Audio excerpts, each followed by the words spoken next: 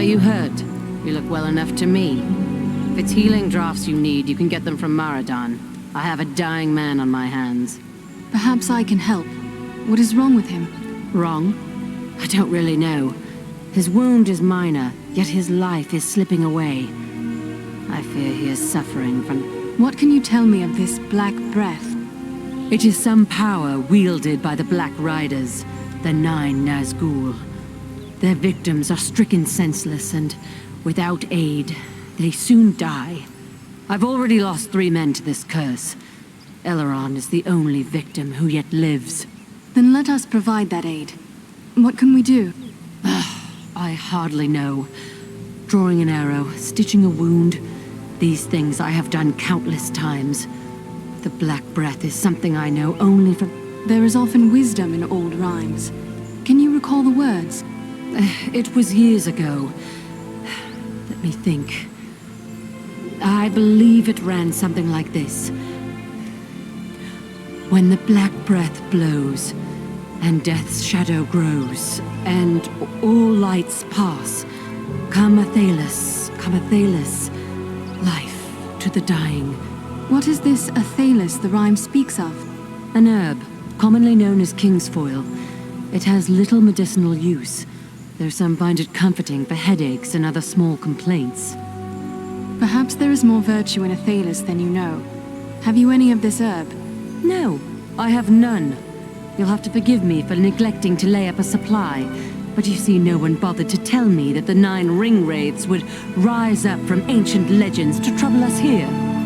If I had Athelas, Does Athelas grow in these regions? I would be willing to go in search of it.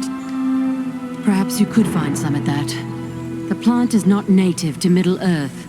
It was brought to these shores from lost Numenor, and planted in the lands where our ancestors used to dwell, including the Borrowdowns to the north. How will I know Athelas should I come across it? The plant has many long, smooth leaves, but you might best find it by its scent, a sweet, pungent fragrance. The Borrowdowns hold precious... My road leads to the Borrowdowns. Should I find Athelas growing there, I will return with a supply.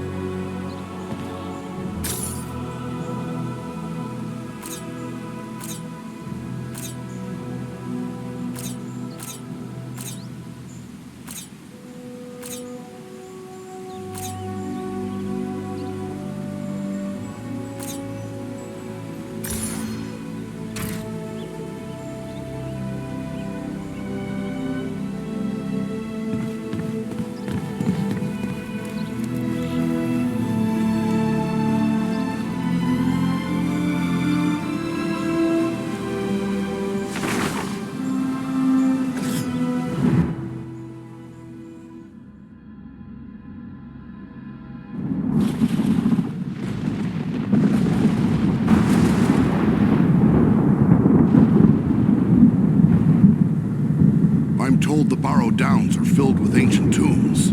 What do you know of them, Elf? These tombs were made by the fathers of men in the depths of time. They were sacred to the men of Arnor, and they too buried their dead until their kingdom fell to the Witch King. These hills have an evil reputation in the folklore of the Shire and Bree.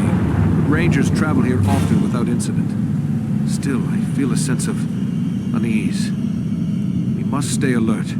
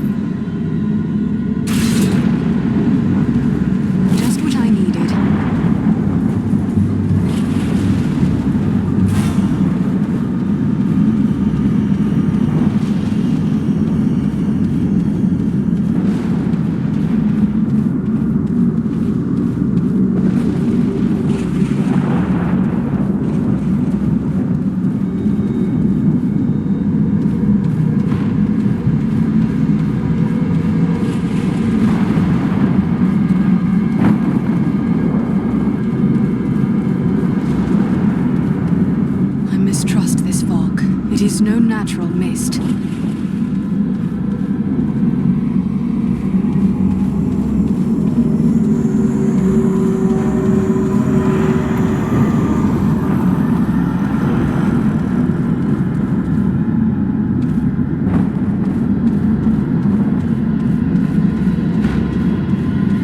There is an unnatural presence here, and it draws closer.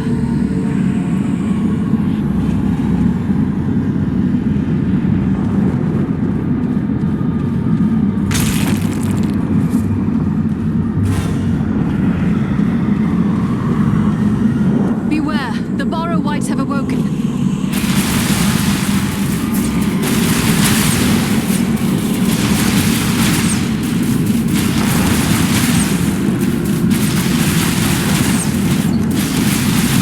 Not enough power!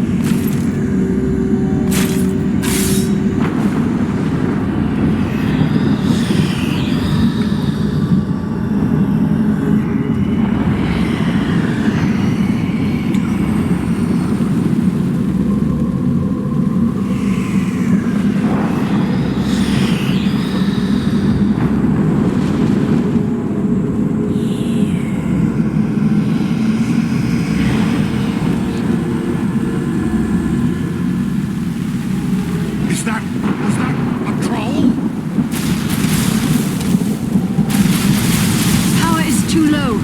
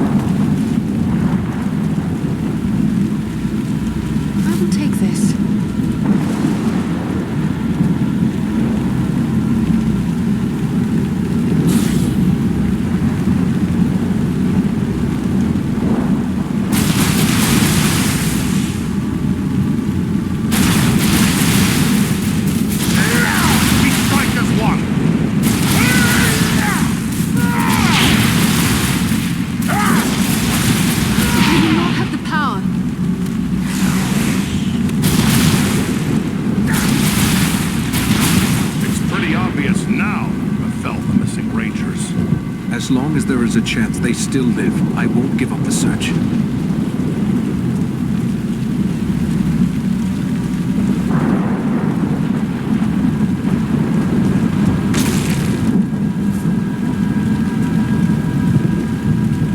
Let me gather this.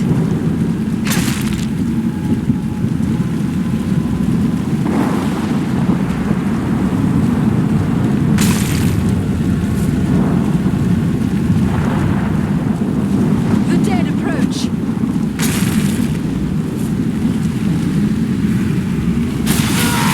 Let us stand and fight together! No power!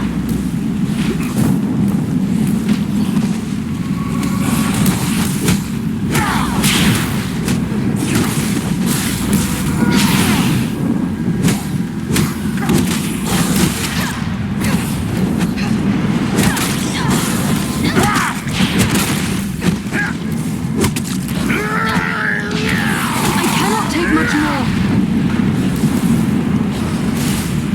Don't leave us just yet, Lord Master.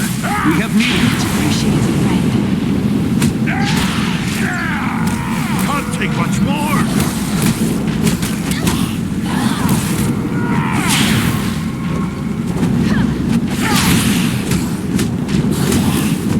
Won't last much longer!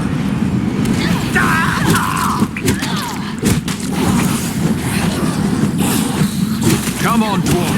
There are still foes to defeat. Thanks, my friend. I'm in your debt.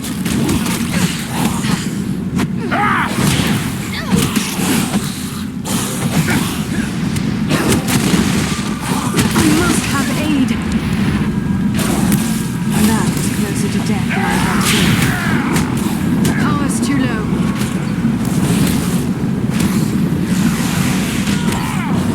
Not yet.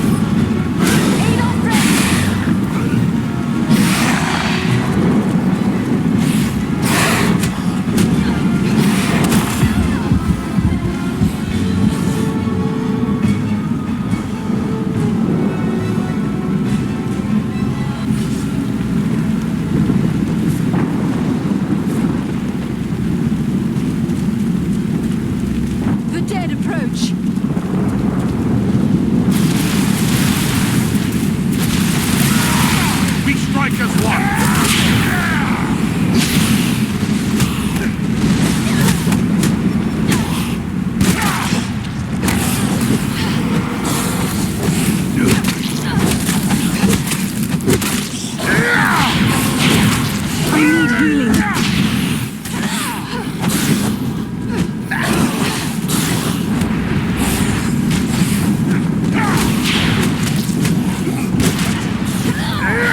Let us stand and fight together!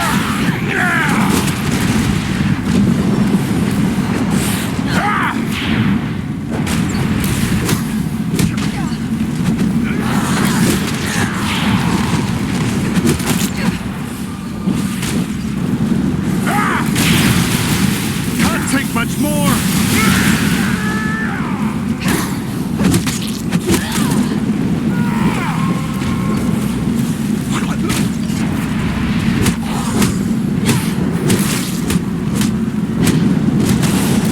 Just like a dwarf to spend so much time on the ground. Much appreciated, friend.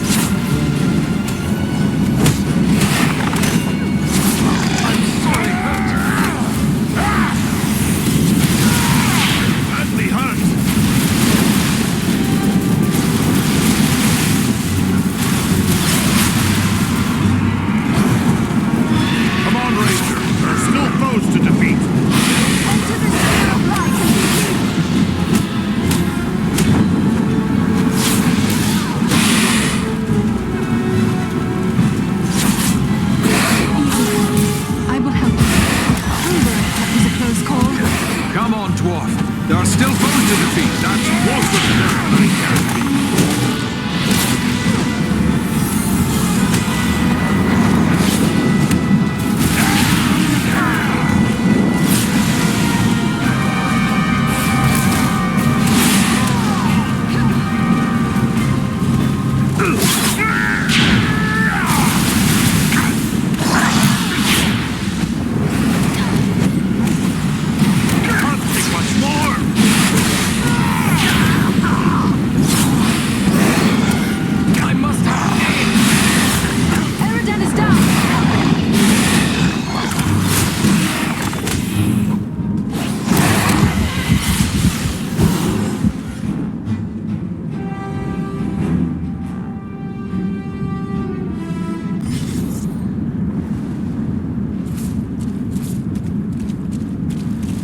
The dead approach.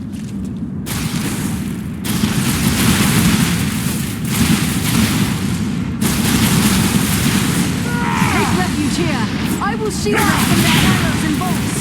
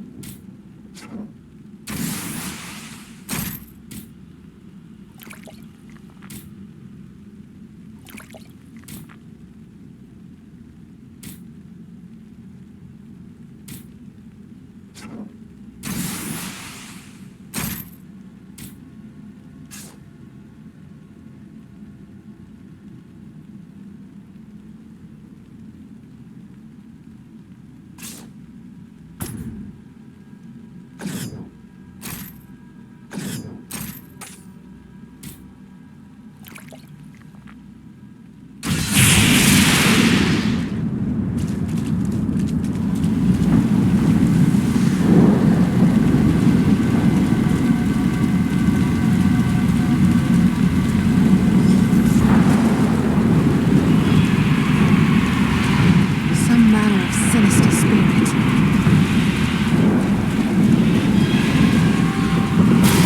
We strike as one!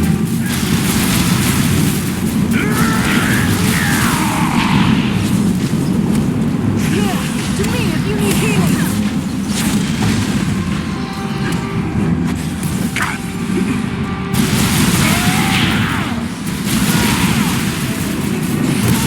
I am out of power.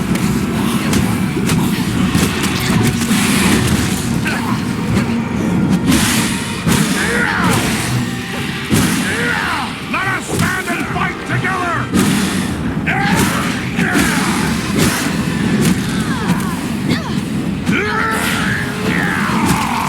I need healing!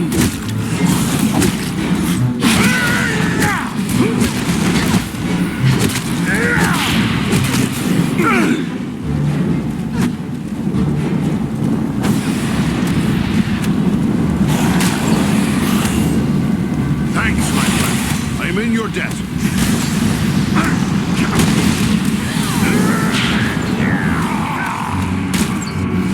Not enough power.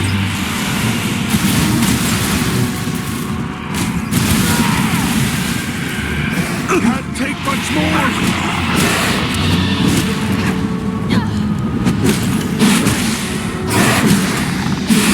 Just like a dwarf to spend so much time on the ground. Much appreciated, friend.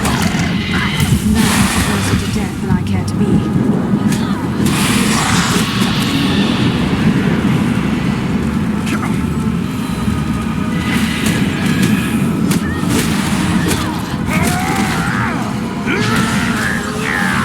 Nearly done for.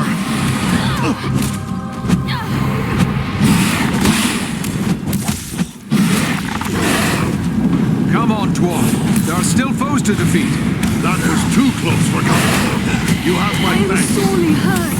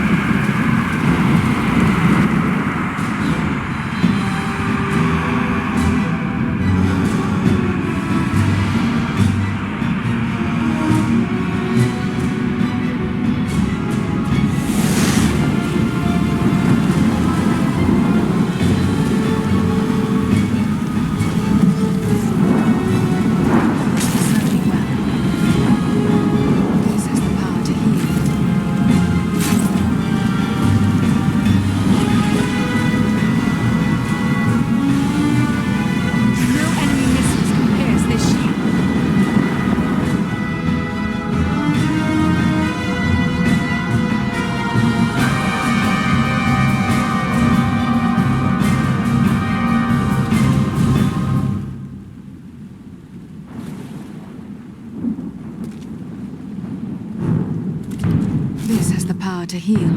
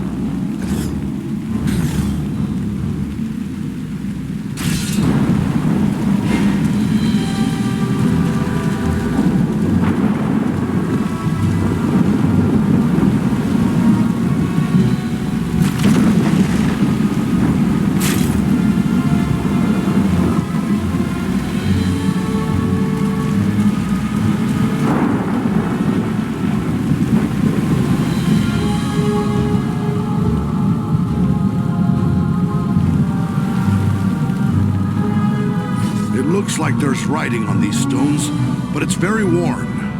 Can your elven eyes make it out, Lore Master? Faintly. It appears to be a list of names. Ah, the very thing I need.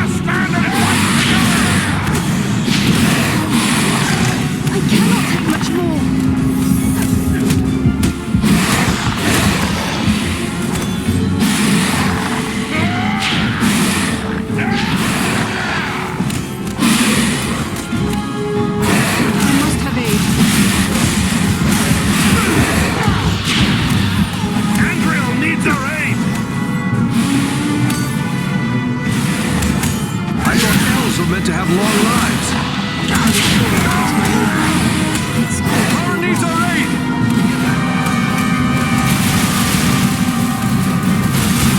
Not enough power.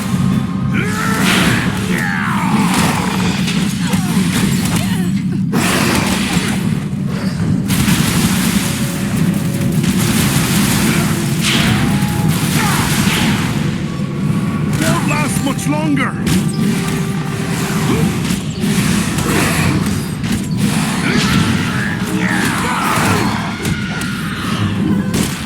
I have none. Just like a dwarf to spend so much time on the ground. By my beard, that was a close.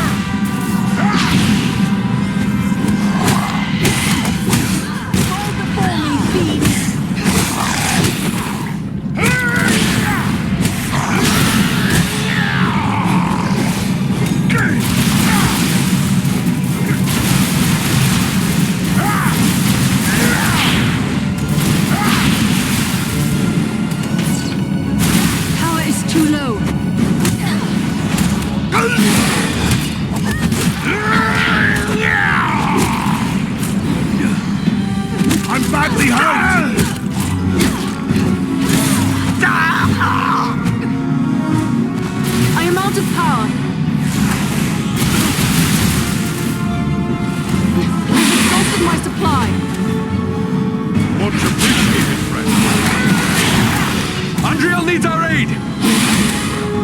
Thank you, my lord. I am in your debt.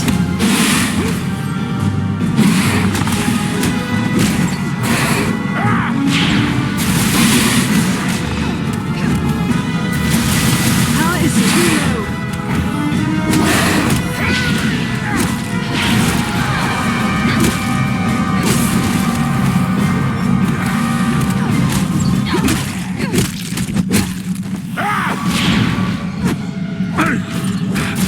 I do not have the power.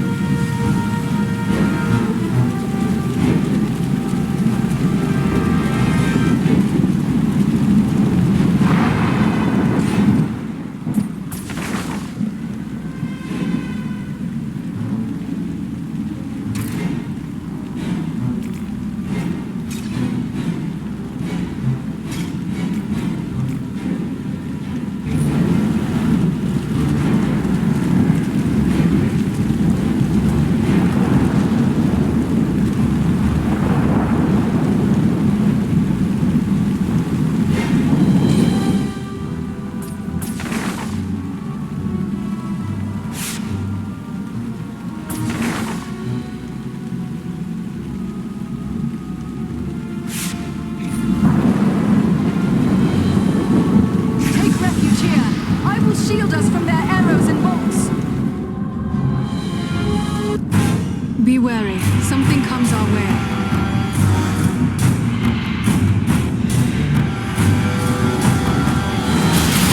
Not enough power.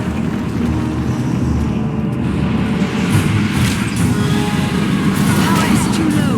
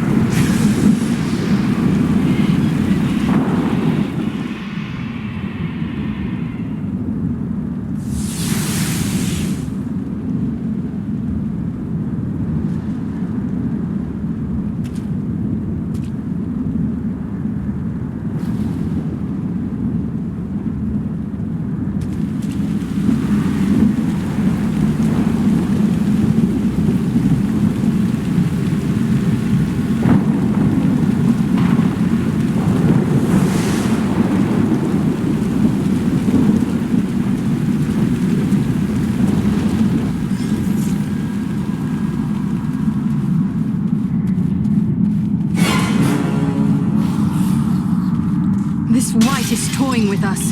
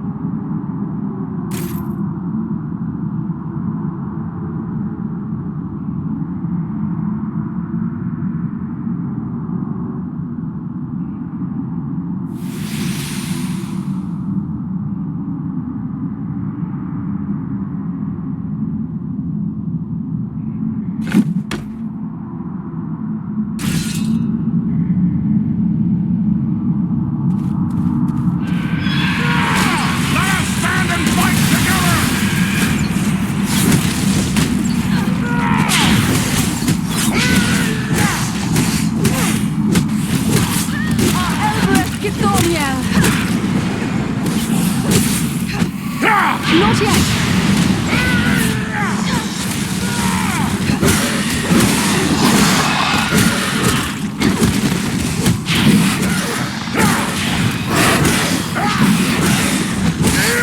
We strike as one!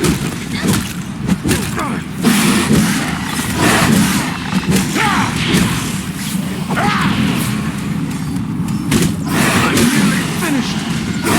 Enter the sphere of light and be healed! Quickly, before death claims him! Aid our friend! Double quick! Elbereth, that was a close call.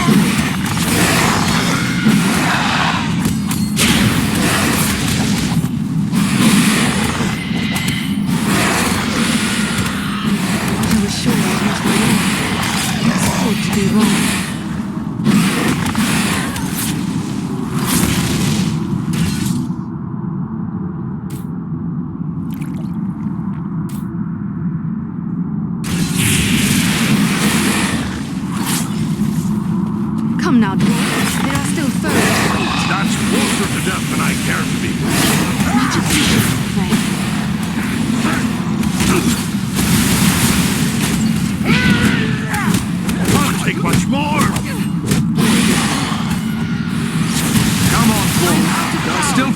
feet. Ready, Craig. Let's get back to him. Quickly, before death claims him. Back on your feet, laddie. We need your help. Aid our friend! No power. I am out of power. Dearly stung. I am close to death. Rescue our companion! Quickly!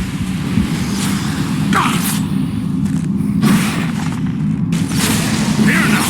Go, sleeping alone. Oh, we still need you.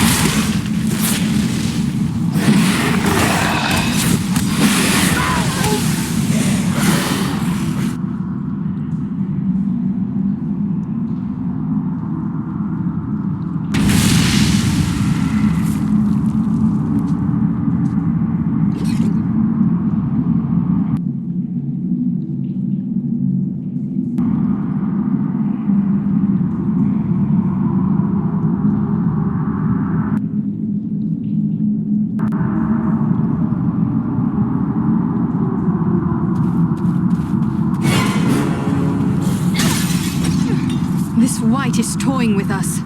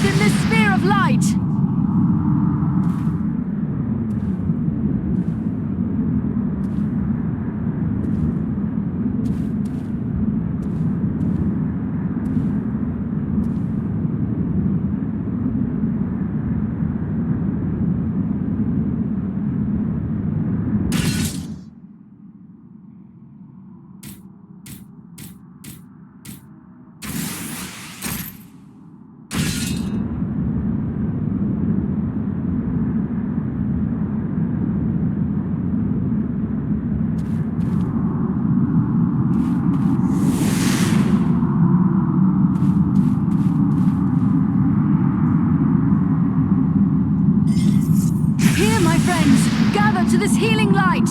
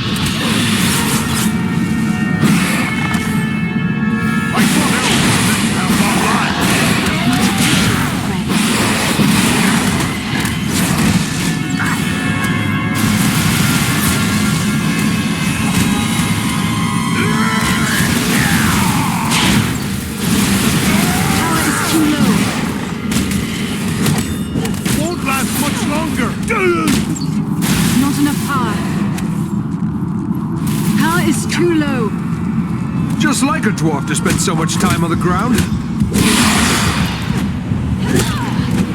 Much appreciated, friend. I need healing.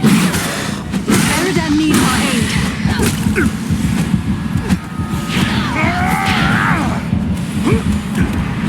Not enough power.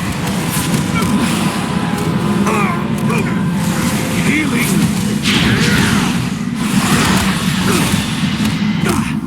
Aid our friend! Double click!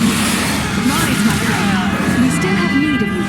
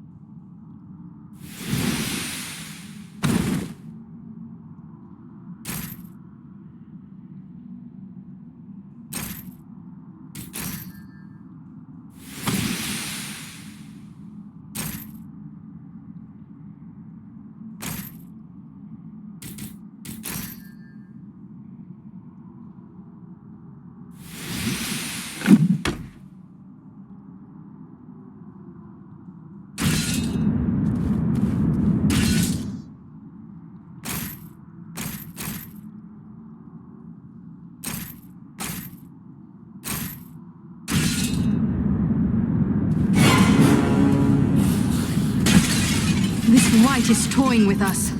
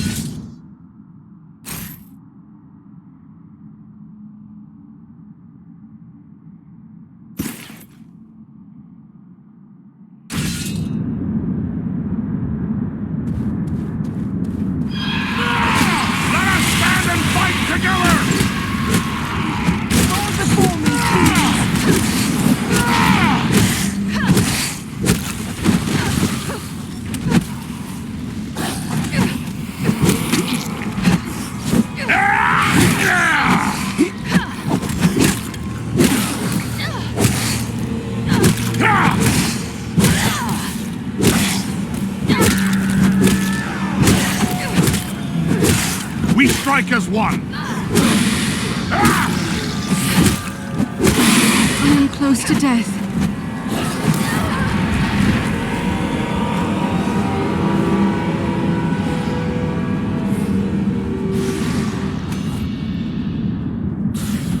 Don't leave us just yet, Lord Master.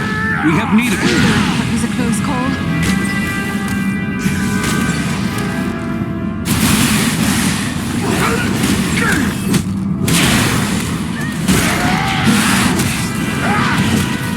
Won't last much longer!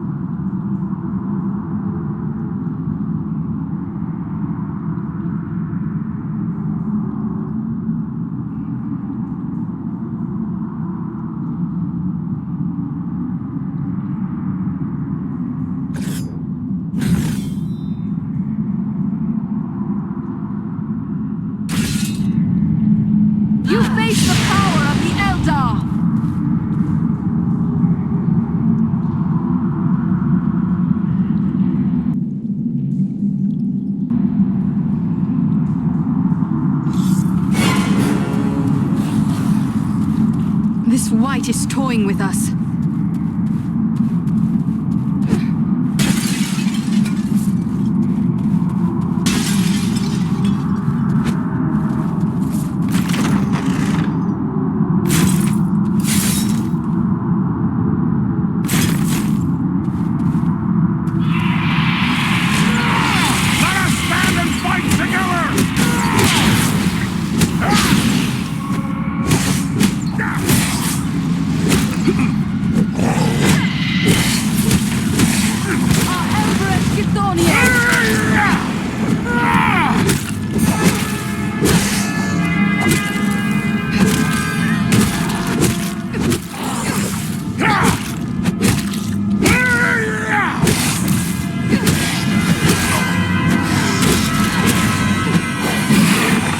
Strike as one!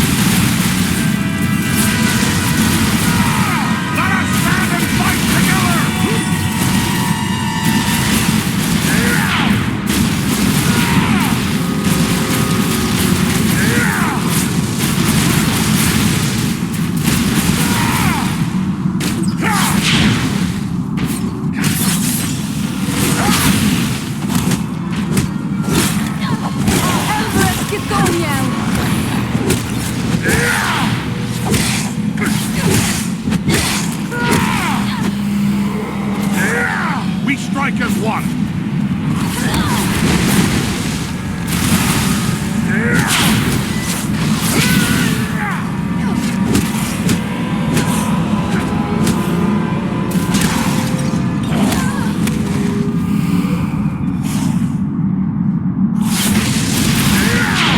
No path!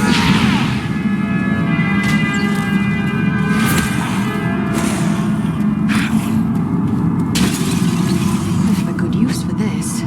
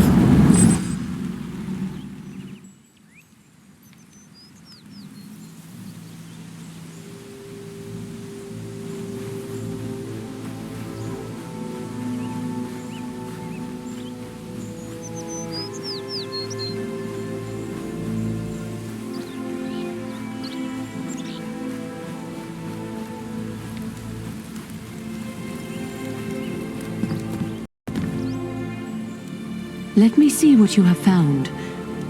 Yes, this is indeed Athelis. Now, according to the old law, all I need to do is add these leaves to boiling water. Let Elrond breathe in these fumes.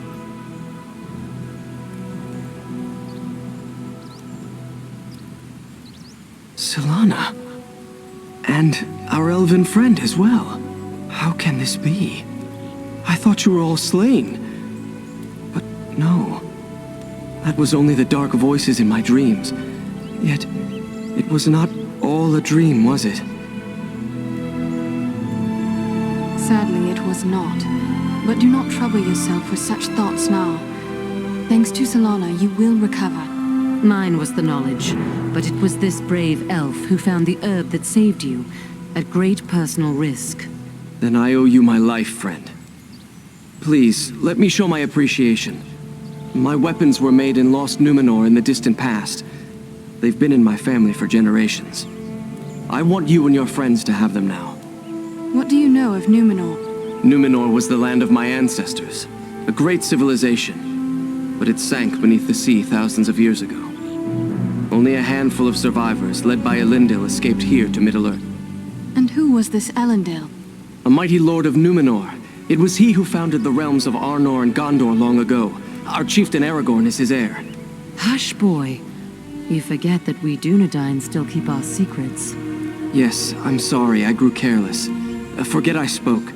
But come, my friend. Will you accept my gifts? A noble gift, thank you. Rest now and recover your strength. Farewell to you both.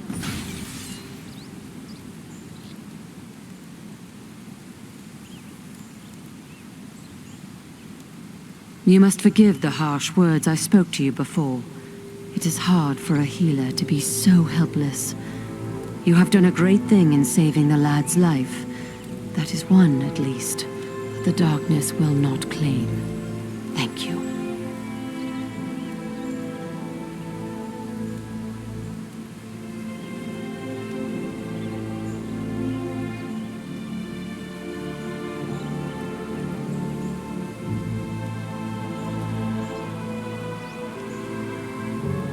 It took both of us to save his life. Thank you, and farewell.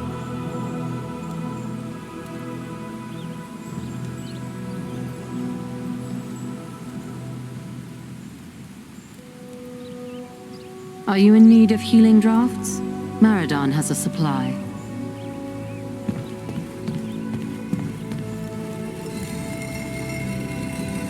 Welcome back, Loremaster. I'll admit I didn't expect to see you here again. I thought perhaps you'd seek the safety of Rivendell, if anywhere can be said to be safe in these times. It's good to see you haven't left us. I assure you that I have no intention of abandoning our cause. I remember well the ancient alliance between the elves and the Dunedain, and I will honor it till the end. Yes, I know you will. You'll have to forgive me for doubting. Everything has seemed so grim and bleak since the Black Riders attacked. It's been easy to think the worst.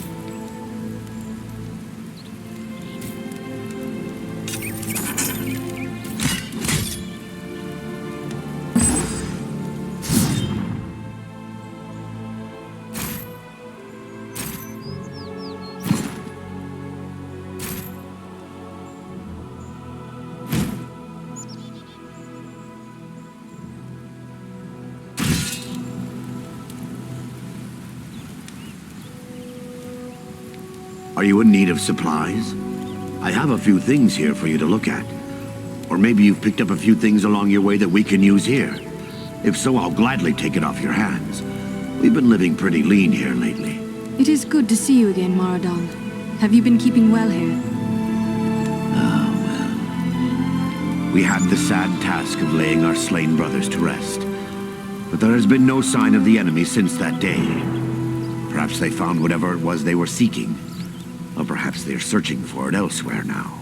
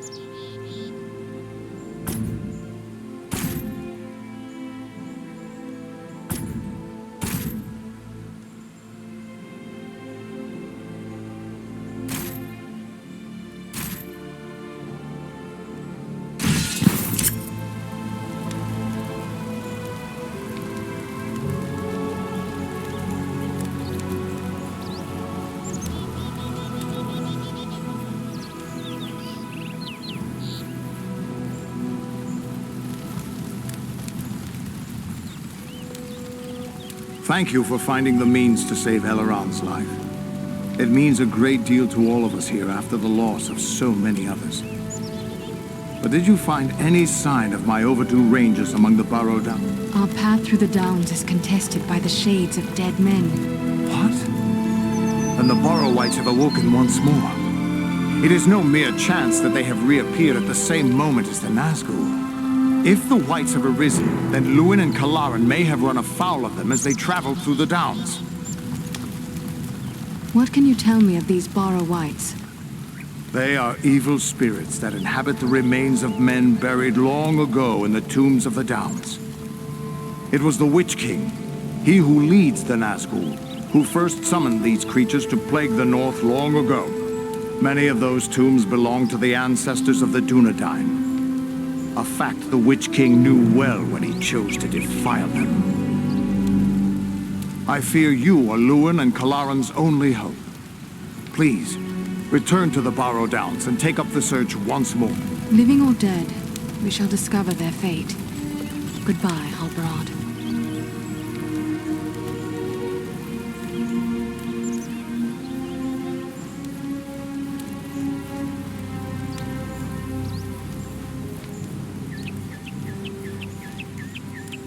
Does your gear need repair?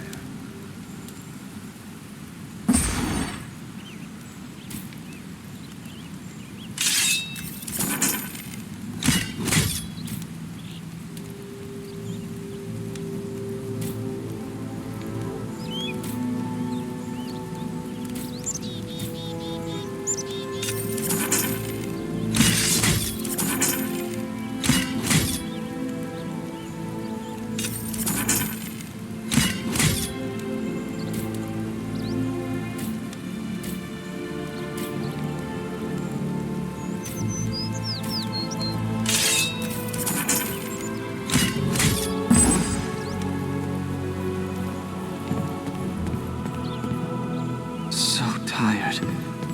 Must rest.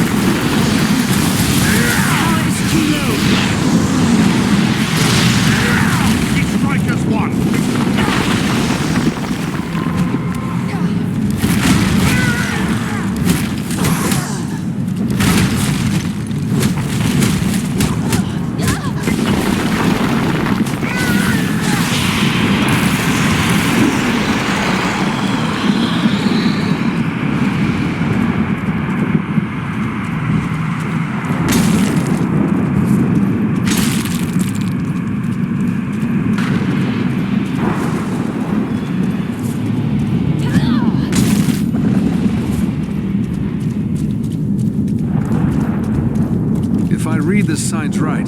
Lewin and Kalaran fought a battle here as well. And look here. Broken shot of a ranger's sword. I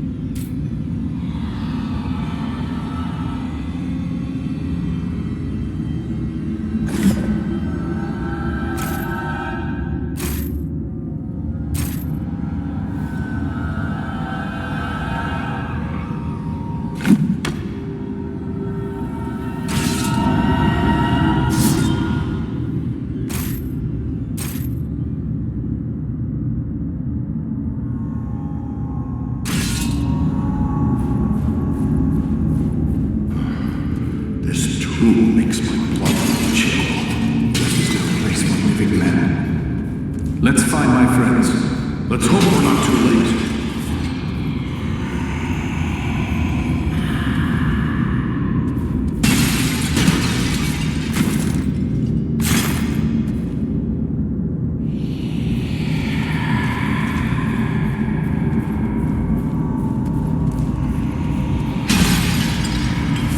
This bloom is beautiful and useful as well.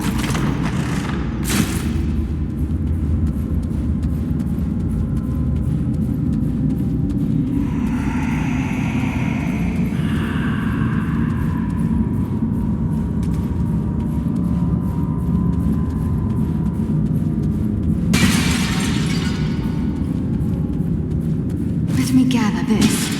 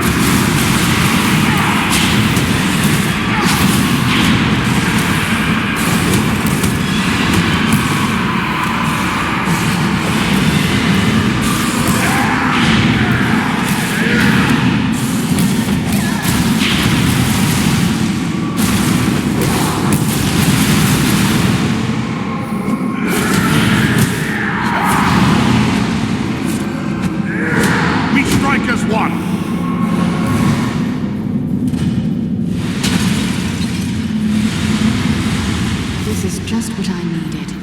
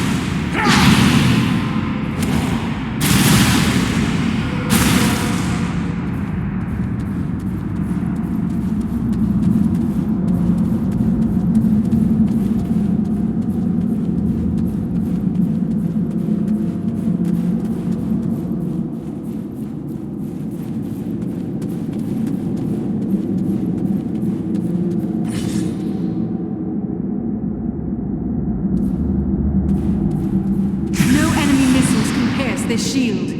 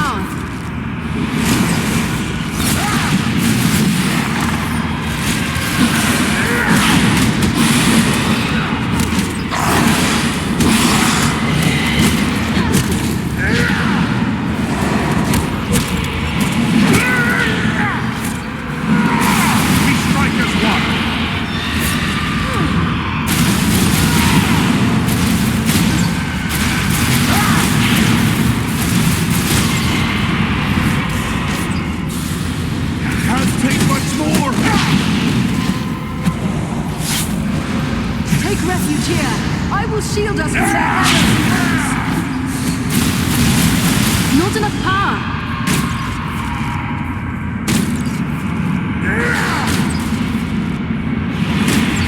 Power is too low.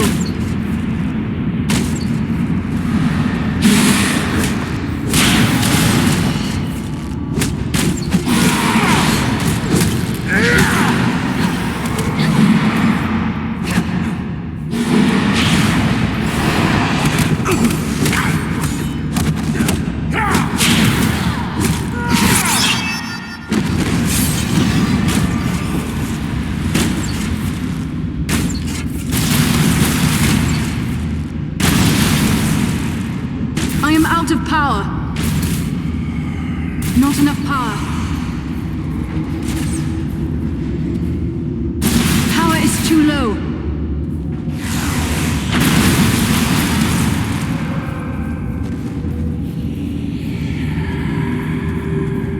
Just what I needed.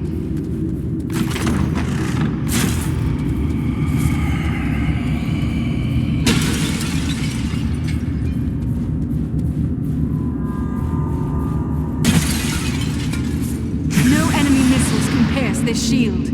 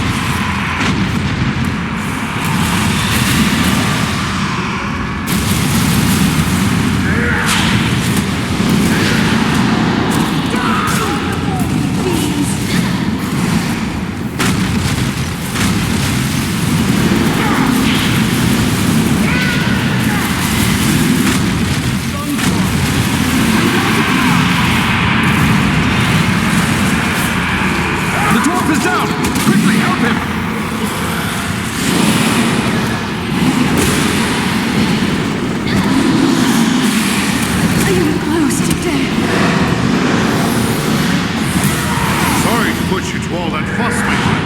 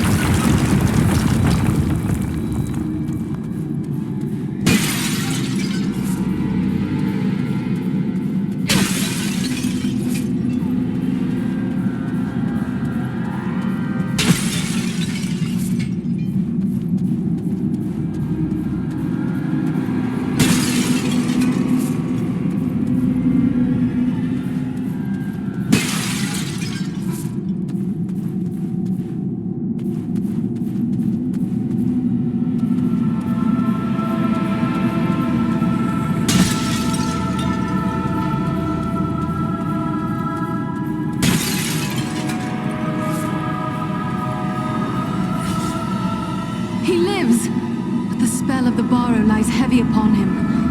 Awake now, Dunedain. Come back from the darkness. Awake! No strength can prevail against this sickness. What good are swords in the face of this plague? What in the name of... Eridan? Yes, it's me, my friend. I have been dreaming. As you awoke, you spoke of a plague. Why was that? I don't know. It was as if I was someone else. I remember a plague and despair. The Great Plague. Nearly 300 years ago, it devastated the Dunedain of this region. You were sharing the dreams of those for whom this tomb was made. Well, let those dreams remain with the dead. I want no more of them. How did the Borrowites ensnare you within this tomb? I recall we were making good speed through the downs, eager to return to our friends. But a fog began to rise and it became hard to find our way. We began to hear voices calling to us, as if from far off, or else underground. And then, the dead were all around us. We fought them, but then I felt the presence of something else, something stronger, more evil. I saw a shadowy figure seize hold of Kalaran and he fell senseless. And it came for me. That is all I remember. But if I was brought living into this tomb, then the same would be true for Kalaran. We need to find him. That is what we intend to do. Are you strong enough to join us? Yes, I think I can keep up with you. This is no place for talk. Let's move.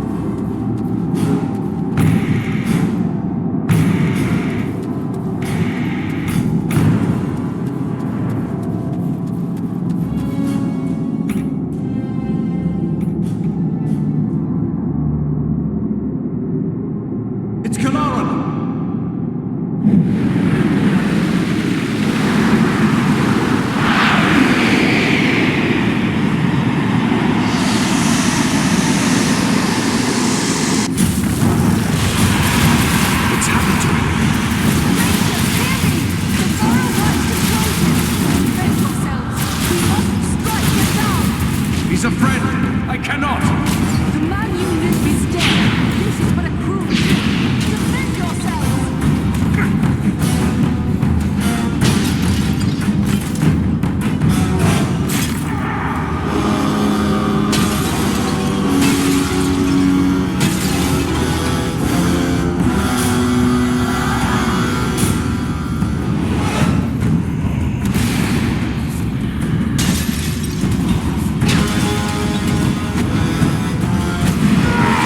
We strike as one!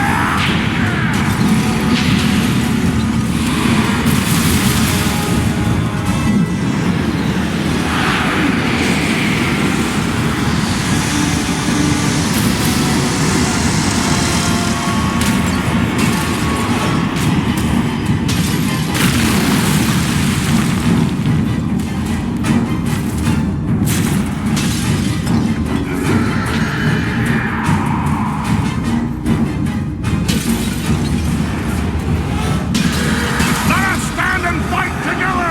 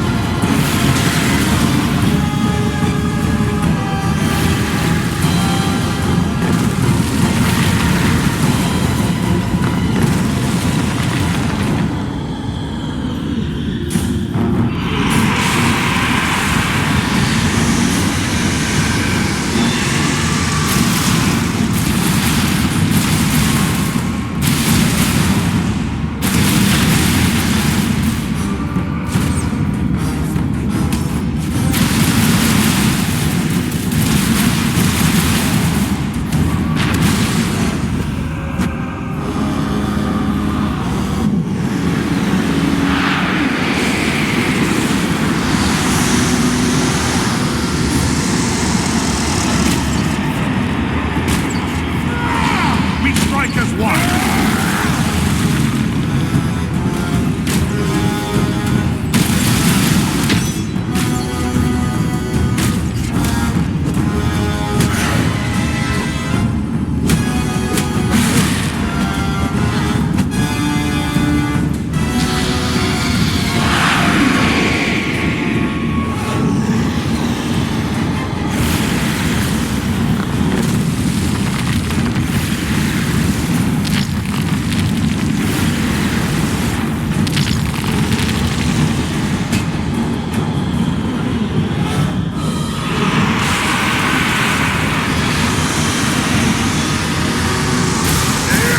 Let us stand and fight together!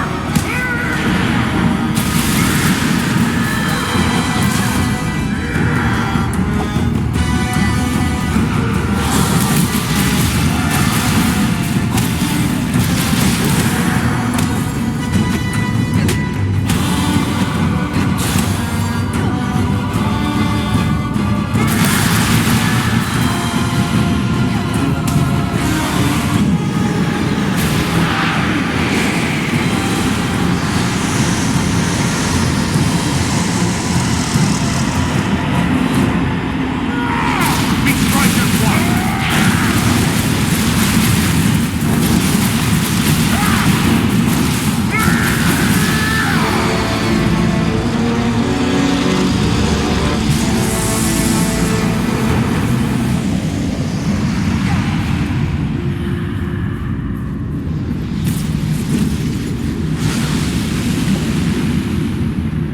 It is a hard thing to see a friend slain, and harder still to see his remains desecrated in this manner. At least Kilarin is at rest now, but I'm concerned for your well-being. First Black Riders, now Barrow-wites. This is more than men should have to contend with. But where there is life, there is hope. Thanks for your concern, but I will be all right. I owe it to those who have fallen to go on as best I may. We have gathered many rich treasures from this tomb. You are entitled to a share of them. Thanks, but it would only serve to remind me of all of this. You keep what you have won. You have been through a terrible ordeal. Perhaps you should come with us to Rivendell. Or we could take you to Bree. It is not far. No, I feel my strength returning. I'll soon be myself again. And then I will bear Kilaran's body away from these tainted tombs. He should be buried with the rest of his brothers who fell at Sarn Ford. That would be fitting. I hope he will rest in peace. Farewell, Lewin.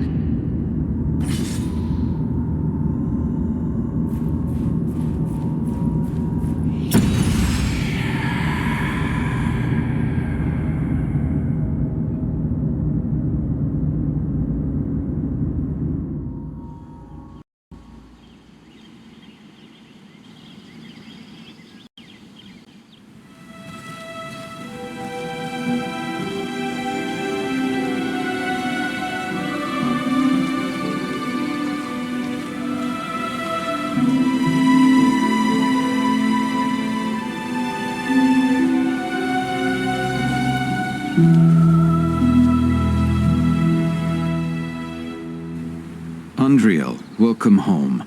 My sons informed us of your actions at Fornost. Such courage and resolve brings great honor to our household. I am grateful for what you did at Fornost. If Agandaur's forces had joined in the hunt, there is little chance that I and my charges would have made it here to safety.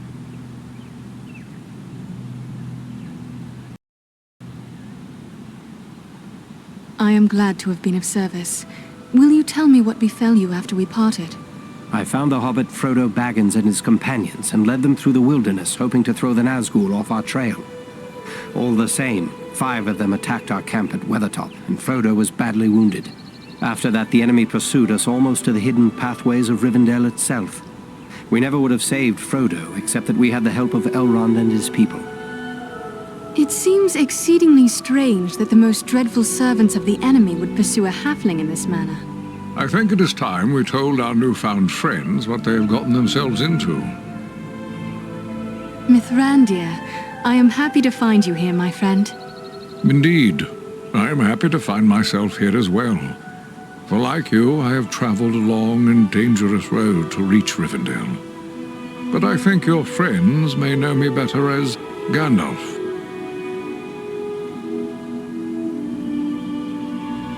Are you going to explain all that has happened, Gandalf?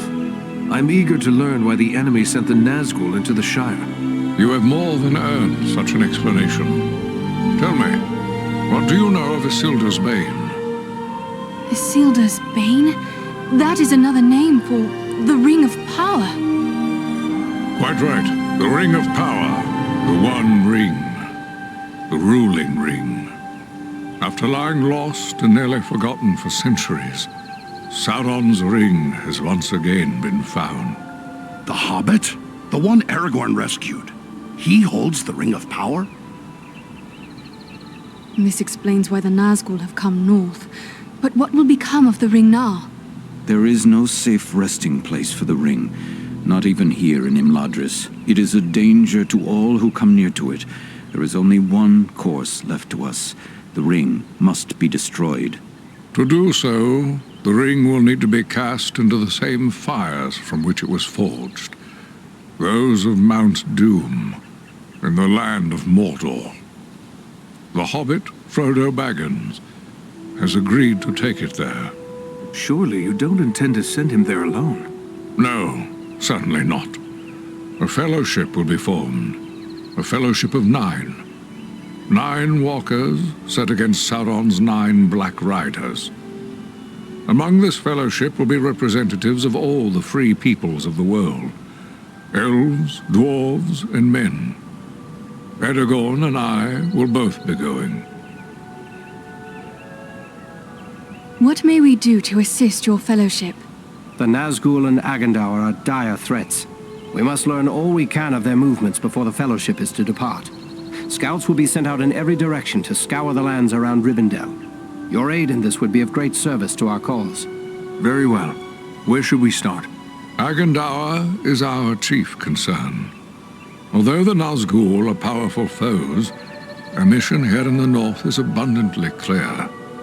We can only guess what Agendaur may be planning, or where he went after he escaped from you. I suspect he may be planning to move against us here. Sauron's hatred of the elves is very great, and he does not forget the hand we played in his defeat during the War of the Last Alliance. If it is strength he wants, he may well find it among the Etenmoors. I know little of the Etenmoors. What can you tell me of this place? The Etenmoors are a spur of the Misty Mountains, lying almost directly north of Rivendell. It is a wild region of very rugged terrain, home to many trolls and giants. I myself was in the Etenmoors but days ago.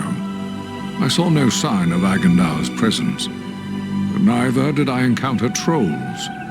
That fact alone is troubling. It could be that they are gathering in force, somewhere among the moors. We will travel to the Etenmoors. If the enemy is active there, we will know of it. From what I have heard of you, from Aragorn and Elrond's sons, I expected no less. Still, you have had a long road and hard fighting to get this far.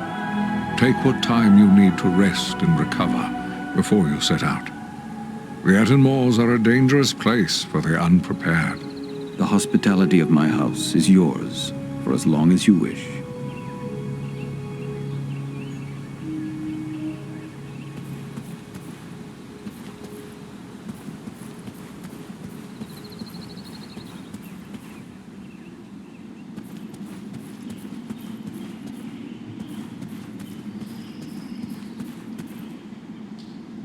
Andriel, I'm glad you are here. I hoped I would have the opportunity to speak with you privately before you left for the Etenmoors. I wish to tell you how proud I am of what you accomplished at Fornost. You have brought great honor to our household. Indeed, all of Imladris is singing your praises. But I do not believe you have come merely to hear my thanks. Do you have questions for me? I discovered this scroll at Fornost. It is tainted with evil, yet I thought it best you should see it. A wise decision. This is writ in the black speech of Mordor, a language I will not utter here. It is intended to instruct the reader in the use of dark sorceries.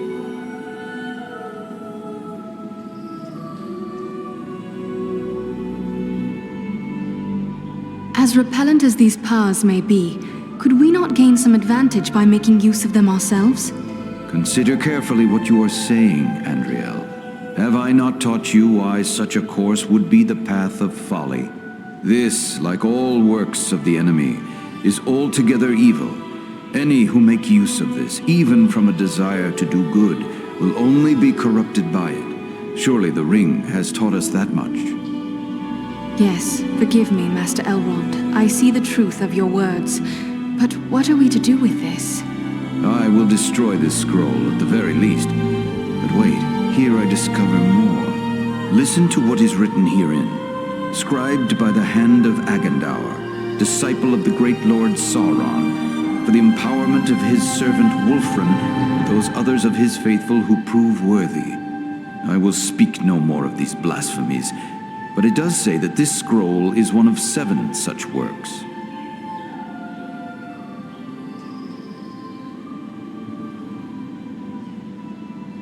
Who is this Wulfrun the scroll speaks of?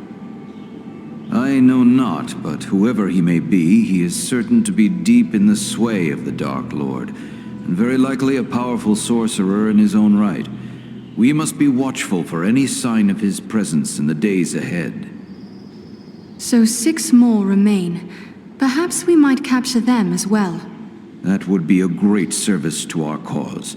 Should you recover them all, bring them to me, and I will ensure they are destroyed. I will be certain to do so. In the meantime, please accept this in appreciation for bringing this matter to my attention. Perhaps it will be of service to you in your travels. There is something else. I discovered this tome hidden amid the ruins of Fornost. Ah, now this is writing of an altogether more wholesome sort. This was not made by any minion of Sauron, but rather by the men of Arthedain, likely before the fall of Fornost. Tell me about this realm of Arthedain. Arthedain was the last fragment of the great northern kingdom of Arnor. The heirs of Isildur ruled as kings of Arthedain until it too was destroyed, but Arthedain fell, but the line of kings was not extinguished. it is true Isildur's line has remained unbroken. But without a kingdom to rule, they have not claimed the title of king and have been known simply as chieftains of the Dunedain. It is our friend Aragorn who currently bears that title, although he will be the last to do so. Either he will become a king, or Isildur's line will come to an end with him. Perhaps this tome is a record of those days long past.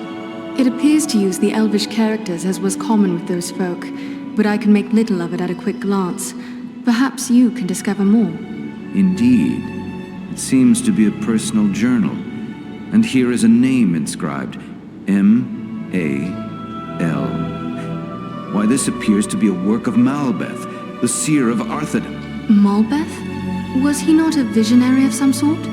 Many of the Dunedain race are gifted with foresight, but none more than Malbeth. He predicted the final destruction of the kingdom of Arthedain, which befell exactly as he had foretold.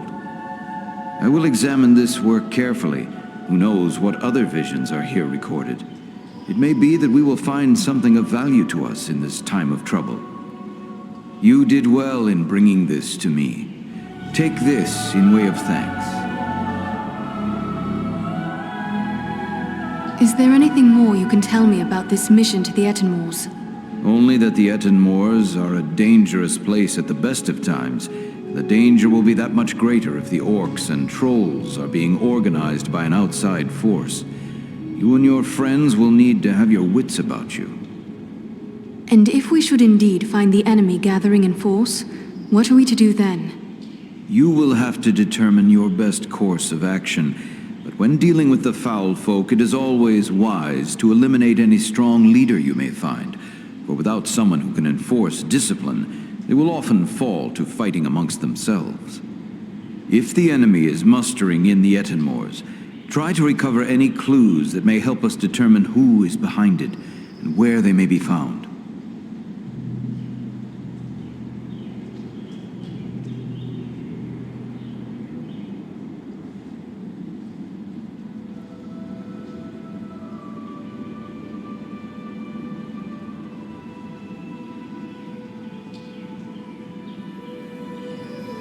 Who could raise such a muster?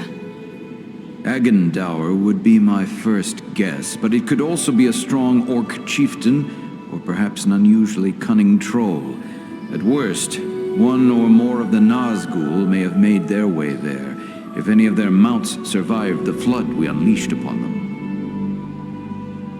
Whatever may be happening there, you will know of it. Farewell, Master Elrond.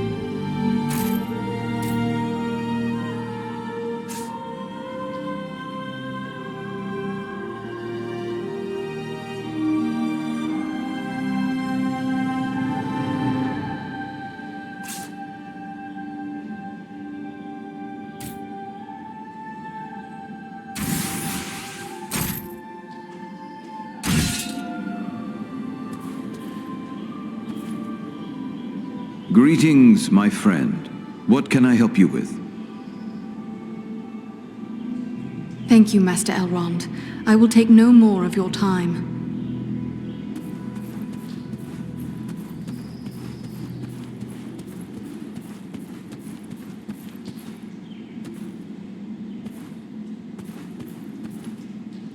Greetings, Andriel. I am glad for the chance to speak with an old friend. Need keeps me away from Imladris, but my thoughts are often with those who dwell here. I would like to know more about those chosen to be part of your fellowship.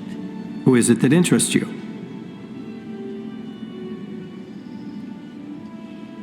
One elf at least priest goes with you on your quest. Tell me about Legolas.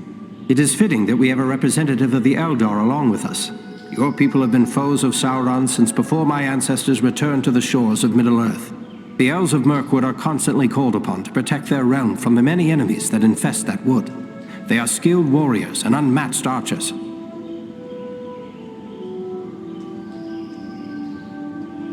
What can you tell me of the dwarf, Gimli? I have spent little time among dwarves, but Gimli is one of Durin's folk, and the dwarves of that line are trusted by Elrond, in spite of the differences that sometimes divide elves and dwarves. If Gimli is like most of his kin, he will prove loyal and stout-hearted, enduring in hardship and fierce in battle. What of this man of Gondor, this Boromir? Boromir is the son of Denethor, the steward of Gondor. I had never met him before Elrond's council, but long years ago, under another name, I served his grandfather Ecthelion. The men of Gondor are valiant and strong, and by all accounts Boromir is foremost among them in courage and skill at arms. I suspect we will have need of his sword before our quest is through.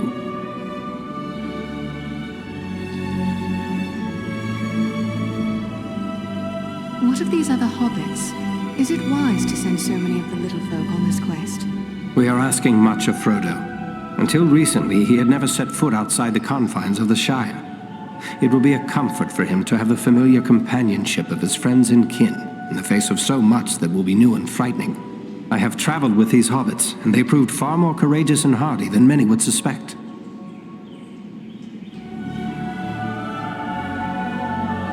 What of Mithrandir, of Gandalf? The two of you are great friends. Can you tell me something of him? To know all there is to know of Gandalf would require a lifetime study. There is much about him that remains a mystery, even to me. Yet he is a relentless foe of Sauron, and without his vigilance the ring would already be in the hands of the enemy. His wisdom and leadership will be of great value to the Fellowship. You go now to claim your rightful place as the King of Gondor. Above all, I go to help Frodo fulfill his quest. For unless the ring is destroyed, Gondor will soon fall, king or no king. Good luck to you.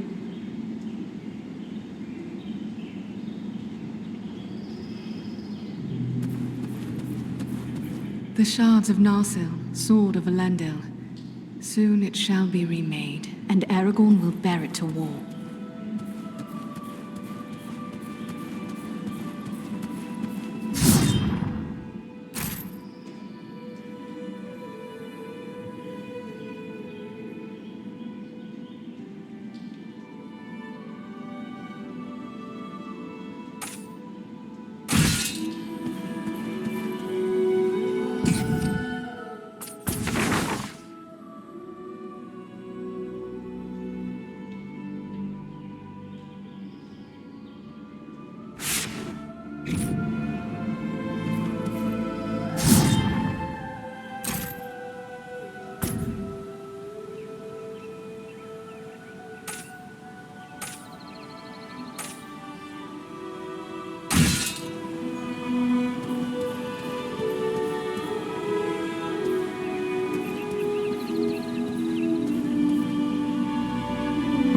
Andriel, it is good of you to seek me out. Though I did not say so before, I am most impressed by your skills as a lawmaster, and by the courage you and your companions have shown.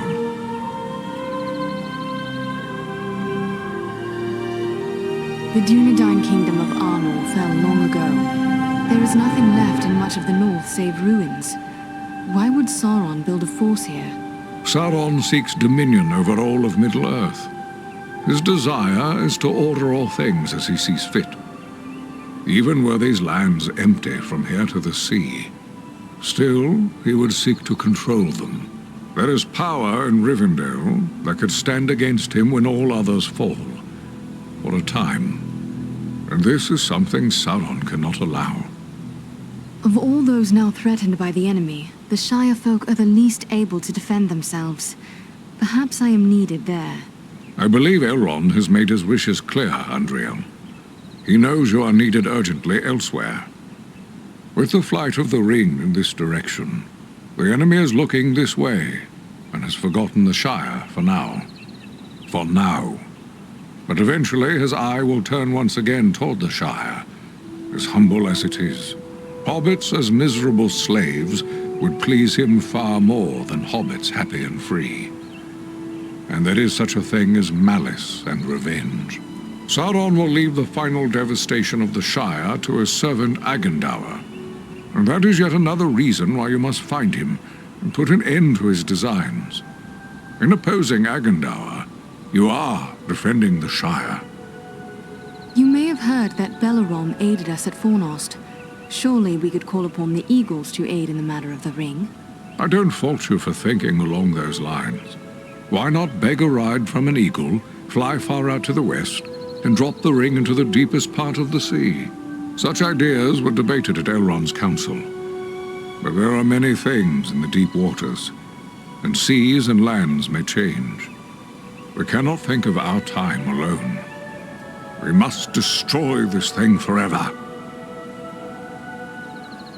Frodo weighs little. Mount him on an eagle and send them straight away to Mount Doom. Indeed. So simple as that. You think so mighty a creature as one of the great eagles could simply waft into Mordor and escape the eye that never sleeps? No. Not all the eagles of the Misty Mountains could stand against Sauron and the full power of his ringwraiths. It would be folly. Nor, for that matter, do the great eagles take orders from us. Your pardon, Mithrandir. Of course the wise would have spoken of such things. I merely hoped there would be a better way than sending Frodo to the fire. You have a good heart, and I wish it could be so. We debated many such notions. I had even given thought to dragons. There was a time when dragonfire could destroy a ring of power. But even if the mightiest of the dragons of old, and Calagon the Black, were alive today, his fire would not be enough to consume the One Ring, Sauron's ring. No, there is no other way.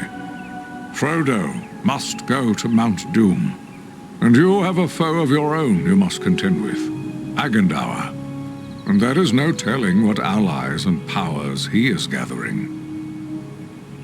Agendaur struck me as being older than he appeared.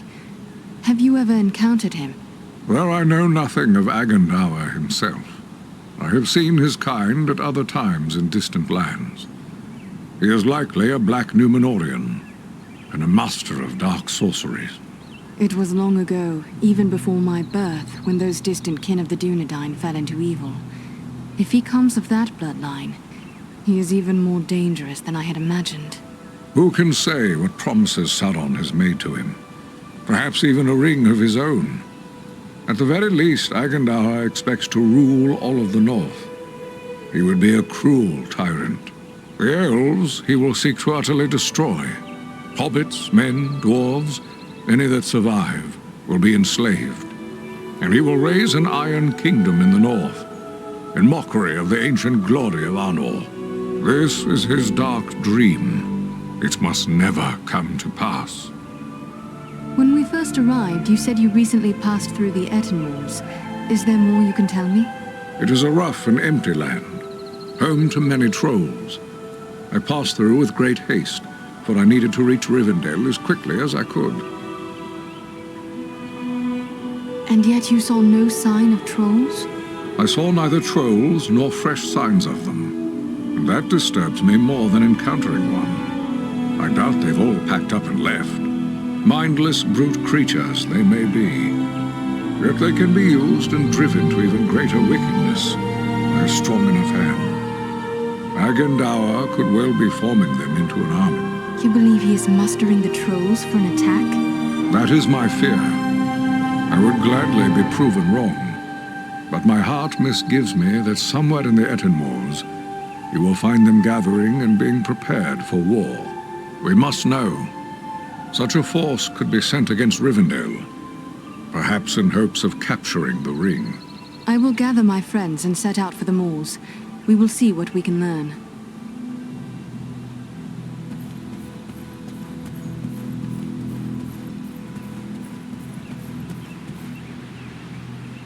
Andriel, I thought I might see you ere long. Imladris is filled with tales of your exploits. I believe Lindir has even begun a song about them.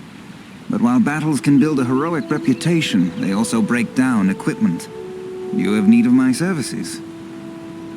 What task is before you now, Angmir? My fellow smiths and I are preparing for a great work.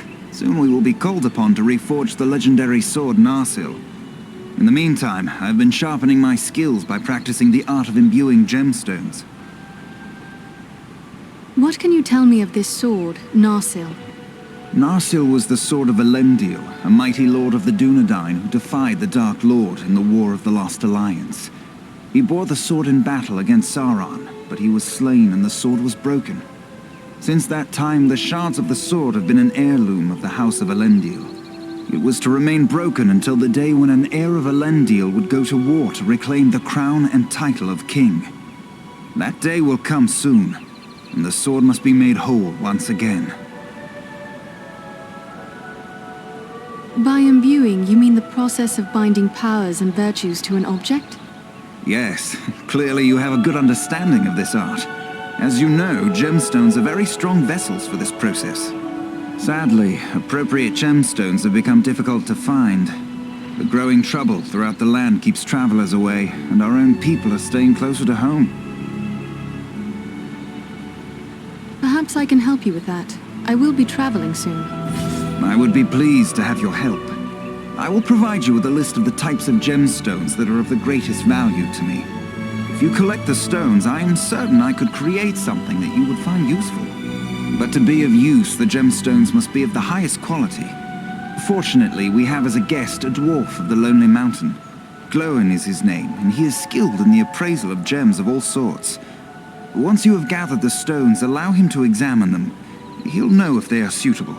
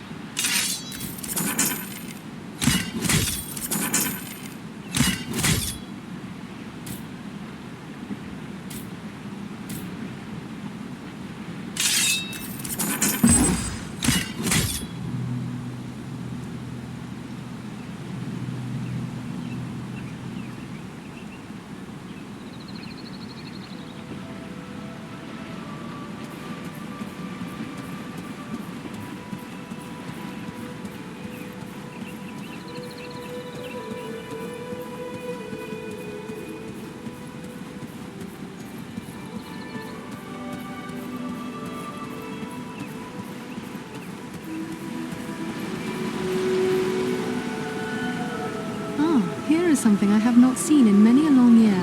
An elf in Imladris I do not know. Welcome, friend. I am Andrian. Greetings, lady. I am Legolas, son of King Thranduil of the Woodland Realm in Mirkwood.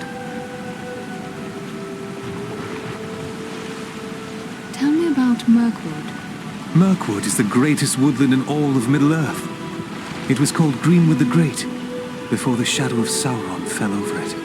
In ages past, it was a place of great beauty, but now it is filled with darkness and dread, save only in the north where my father's realm is maintained.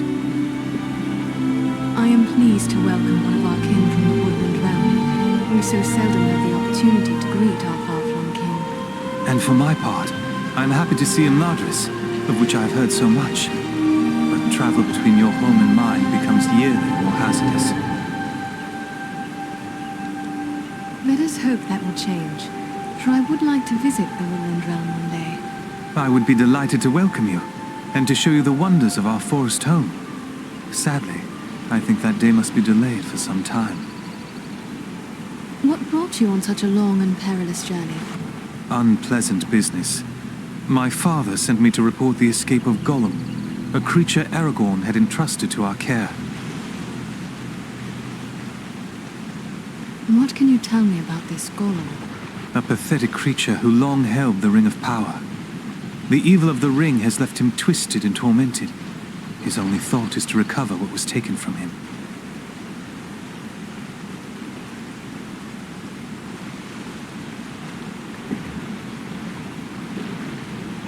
How did Gollum escape your guard? Not from a lack of watchfulness, but perhaps from too much kindness.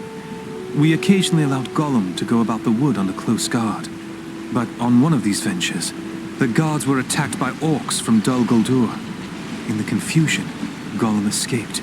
We followed his tracks southward for many leagues, until it drew near to Dol Guldur. There, it became too dangerous to pursue him any further. What is this place, Dol Guldur? A stronghold of the enemy in the south of Mirkwood. It was once the dwelling of the Dark Lord, until he was driven out in the year of the dragon's fall. But it has once again become a place of great evil. All the darkness that besets Mirkwood has its source in Dol Guldur. Will you be departing for your home soon? No. I have been chosen to represent elvenkind among the Company of the Ring. I will be accompanying the halfling, Frodo Baggins, on his journey south. I wonder why it is that with so many elves in his own household to consider, Elrond chose to make you a member of the Fellowship. I asked for the privilege, and Elrond did not refuse me. I feel he may have been relieved not to lose any of his household to this quest. He will have need of all his strength, should the I am curious why you would volunteer for this. Partially to make amends for the loss of Gollum, but more so because this will be the final chapter in our long struggle against the darkness, and I wish to have a hand in our final victory, or at least to stand in the forefront of our last act of defiance. May Elbereth guide you in the days ahead, Legolas. And you as well, Andriel.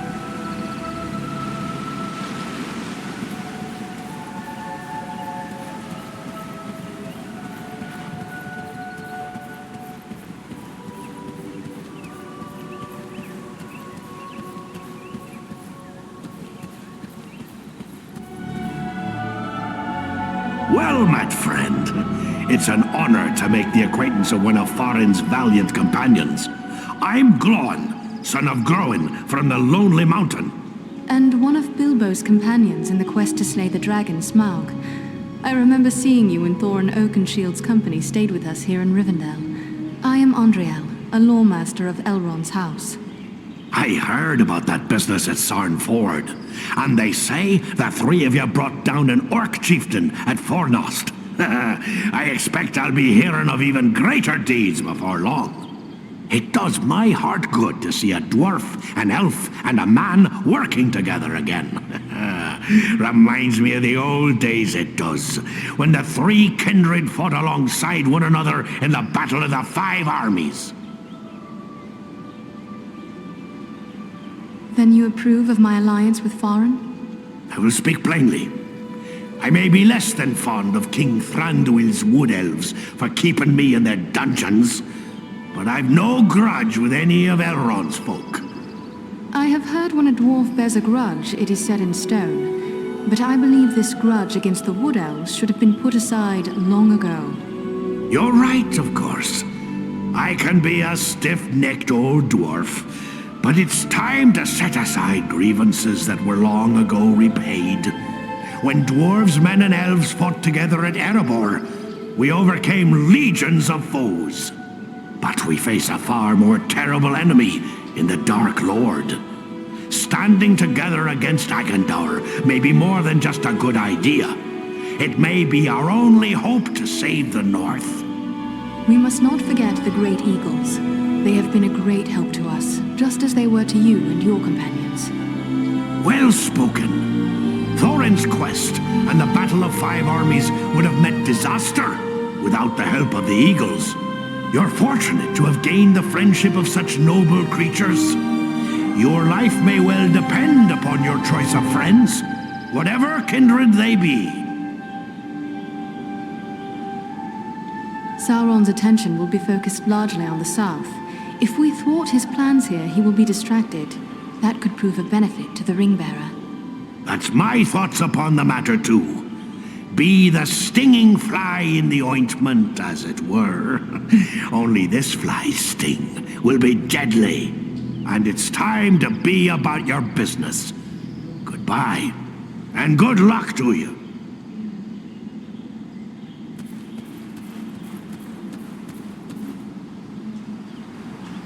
Hello, you are Andriel, aren't you? I was hoping I would get a chance to speak with you. And you are Frodo Baggins. Aragorn and Gandalf have told me about you. And your burden. Likewise, they have told me all about you. I wanted to thank you and your friends for all you did to keep us safe on our journey to Rivendell.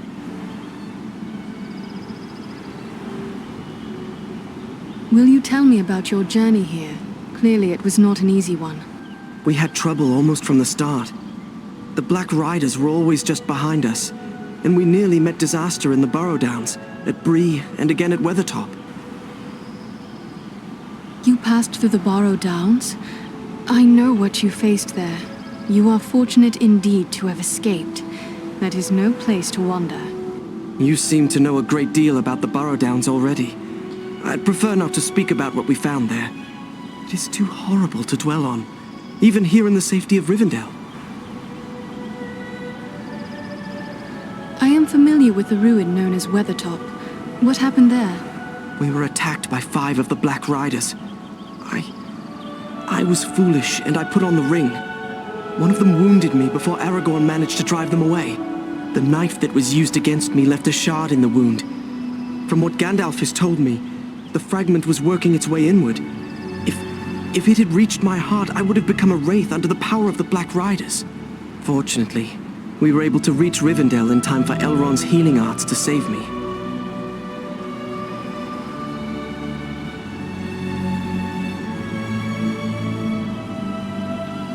It is a little thing, this ring, but filled with mischief. Will you show it to me? No, I mean, I'm sorry, but Gandalf and Elrond have warned me against revealing the ring to anyone, even proven friends. I hope you understand. Yes, I believe I do begin to understand. It was wrong of me to ask. I beg your pardon. There is nothing to forgive. But the ring, it has a strange effect on everyone around it. It is better for it to remain hidden. What befell you in Bree? We must have just missed crossing paths there. There were spies in Bree, and our room was attacked in the night. If Strider hadn't convinced us to sleep elsewhere, our journey would have ended then and there.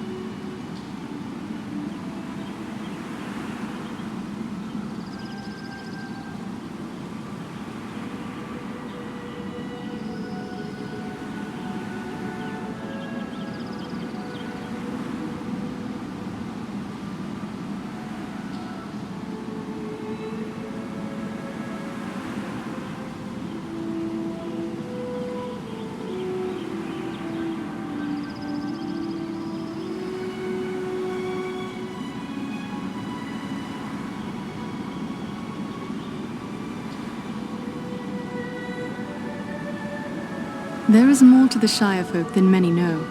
I do not believe you will fail us. Go with the goodwill of all who remain behind.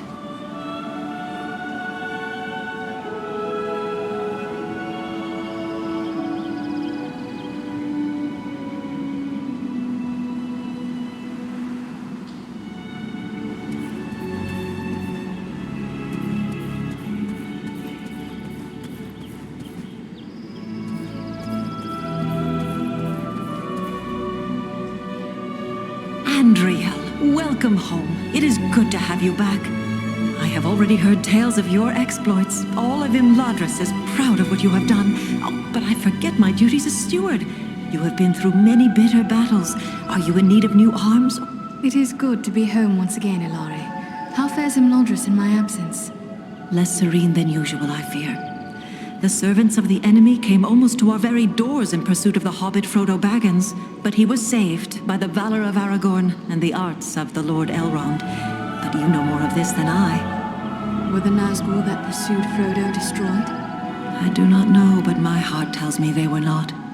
Elrond will be sending out many scouts to learn what they may of the fate of the Nazgul and the movements of the enemy. I have been told to prepare supplies for them.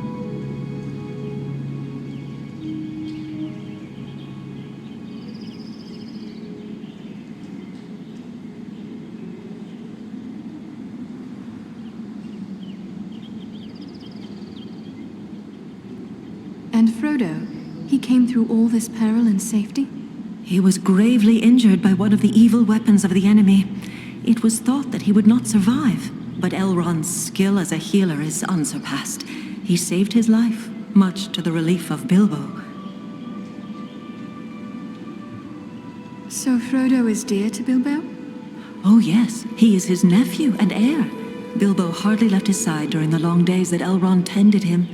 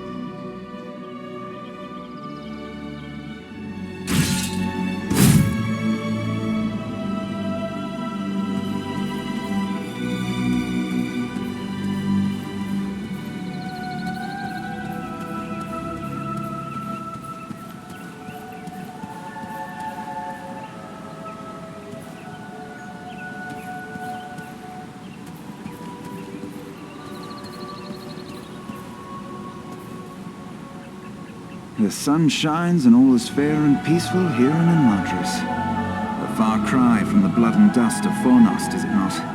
The valor you showed there brings honor to all our folk. I'm only sorry you will have so little time here at home before setting out once more. How fares your sister, the Lady Arwen? She is well, although weighed down with care. It is hard for her to be so soon parted from Aragorn, her beloved. But such is their fate. How was it you happened to be at Fornost? You know how bitter is our hatred for the orcs since our mother's ordeal. We often ride far afield hunting them. We came upon signs of a large band of goblins making their way from the orc hold of Mount Gram and followed their trail to Fornost, where we lost no time in attacking them. Your mother is so rarely spoken of here. Will you tell me more of her? As you know, she has crossed the sea and departed Middle-earth. It is a bitter tale to tell. Many years passed. On a journey across the misty mountains, our mother was captured by orcs. We searched the mountains without rest until we found her at last. Our father was able to heal her injuries, but the memory of her torment was too terrible for her to bear. At last she chose to depart for the Undying Lands. Perhaps now you understand why our hatred for the orcs is so great. A sorrowful tale. I am sorry to have reminded you. No, my friend. We have known you too long to keep anything hidden from you. This is the evil that we have pledged our lives to destroy, just as you have. I trust I can speak to the usual stewards concerning preparations for my journey. Ilari will help you with any goods and provisions you may require, while Angmir will gladly tend to your arms and armor. Both of them may be found nearby. Farewell, friends. May good fortune accompany you.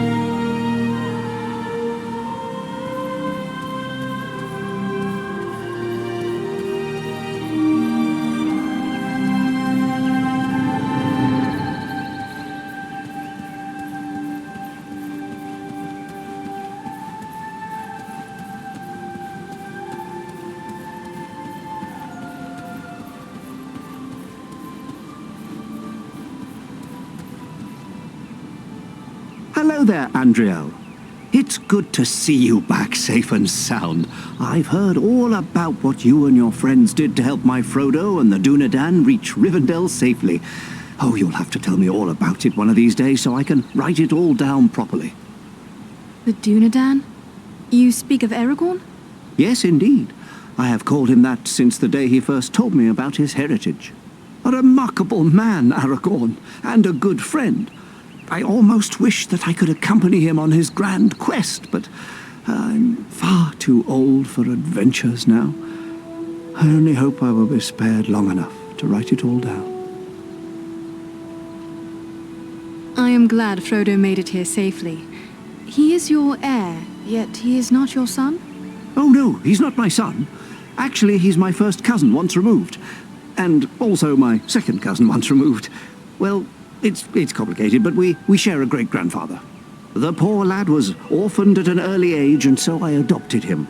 Made him my heir, all nice and legal, while simultaneously dashing the greedy hopes of my odious relations, the Sackville Baggins. He's a good lad, Frodo. I only wish he hadn't inherited my troubles along with my estate. I hope that Gandalf and the Dunedain will keep him safe in the days ahead. Can you tell me how Frodo came to be in possession of the Ring of Power? Well, yes, that was through me, I'm afraid. I found the ring by happenstance while lost beneath the roots of the Misty Mountains. I won it. That is to say, I took it from the creature Gollum. Of course, I did not know the full story of the ring until only a few days ago. I thought it was merely a magical bauble with the power to make the wearer invisible. I only used it to avoid unwelcome visitors. Imagine that old ring of mine causing such a fuss. I would gladly take charge of it again if that would help. Oh, yes. Gladly. Yes. You know, I think it would be best if we discussed something else.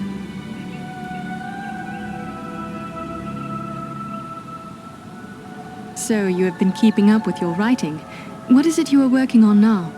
Oh, a little of this and a little of that. History, my past adventures, family trees. I've even begun a book of translations from the Elvish, although lately I've been working on poetry mostly. Say, maybe you could help me with that. I'm writing a poem for Aragorn and I'm a bit stuck on a line or two.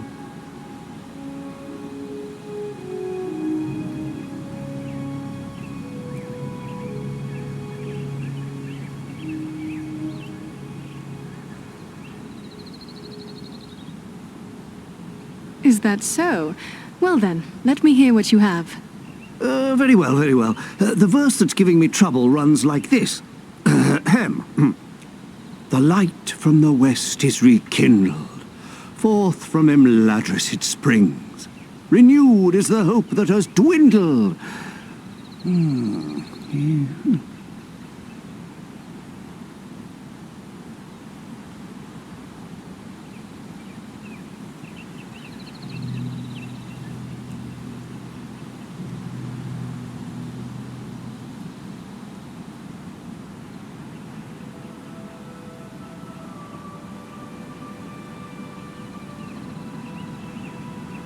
The light from the west is rekindled.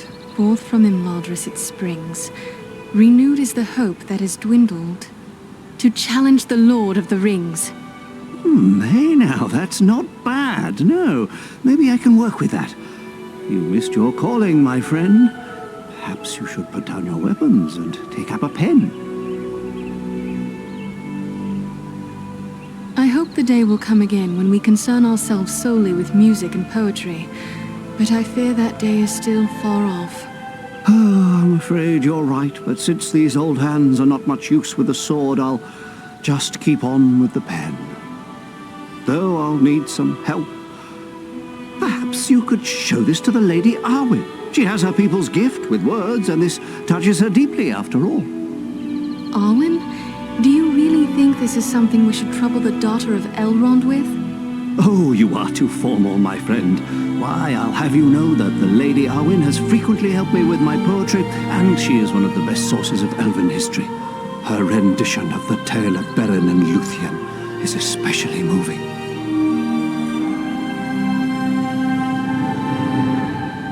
I will take it to her. Ah, thanks very much. Be sure to give her my compliments, won't you? Happily. Farewell for now, Bilbo.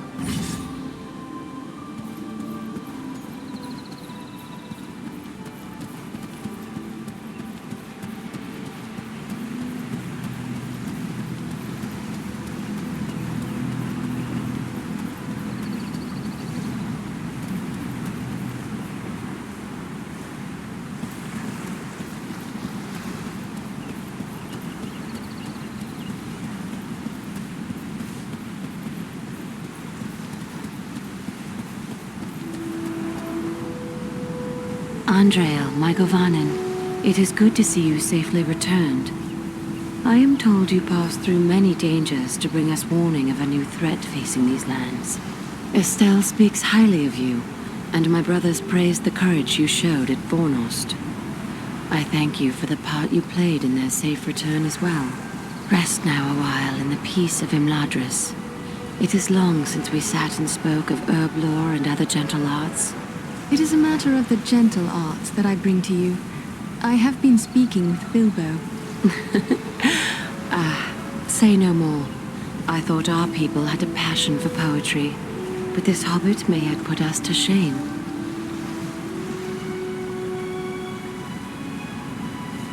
Bilbo seems most unusual for a hobbit. Perhaps we know less of hobbits than we think. They have a strength within that is far greater than their stature. Though I have only just met Frodo, I see the same qualities in him. Bilbo resisted the evil of the ring longer than many we would have called strong. It sustained him, so that now he is very old amongst his kind, but it did not stain him, and it has not lessened his love of poetry and song. Dear old Bilbo. I do believe there is nothing he loves more, except a good meal. In that, he remains a true hobbit. I have a poem of his here. He asks for your opinion and advice, for he says the subject is a matter very close to your heart. Then I would guess it is another poem in honor of Estelle. Leave it with me, Andreal. I will give it some thought and answer him myself. Bilbo will be pleased, I am sure. I would that I had more time for such arts, but Elrond is in need of my skills, and I fear I must leave for the Ettenmoors as soon as may be. Then I will not keep you, but perhaps we may be of service to one another. Your journey may solve a problem that has perplexed me. I am helping my father create a quantity of Miraval, and we may fall short of certain rare ingredients which can be found in the Ettenmoors. In all my years at Imladris, only once have I tasted the fragrant cordial Miraval. I remember how it renewed my heart and gave me fresh strength. Yes, it is difficult to create and therefore precious. If I gave you a list of the ingredients, perhaps you could bring them back from the Ettenmoors. I will set aside a flask for your own use when we have brewed it. If I may be so bold, why is it that you prefer to use Estelle instead of Aragorn? His true name has long been known to you. It is true that when first we met, he gave me his Dunedain name and lineage. Yet for the first 20 years of his life, he was known as Estelle, for he is the hope of his people. And hope, Estelle, he remains to me. In this war, Aragorn's fate is entwined with mine, to share his life and accept the doom of men. If our hope fails, the shadow will fall across Middle-earth and leave only ruin. Always he is in my thoughts. Even from afar, I watch over him and keep hope alive in my heart.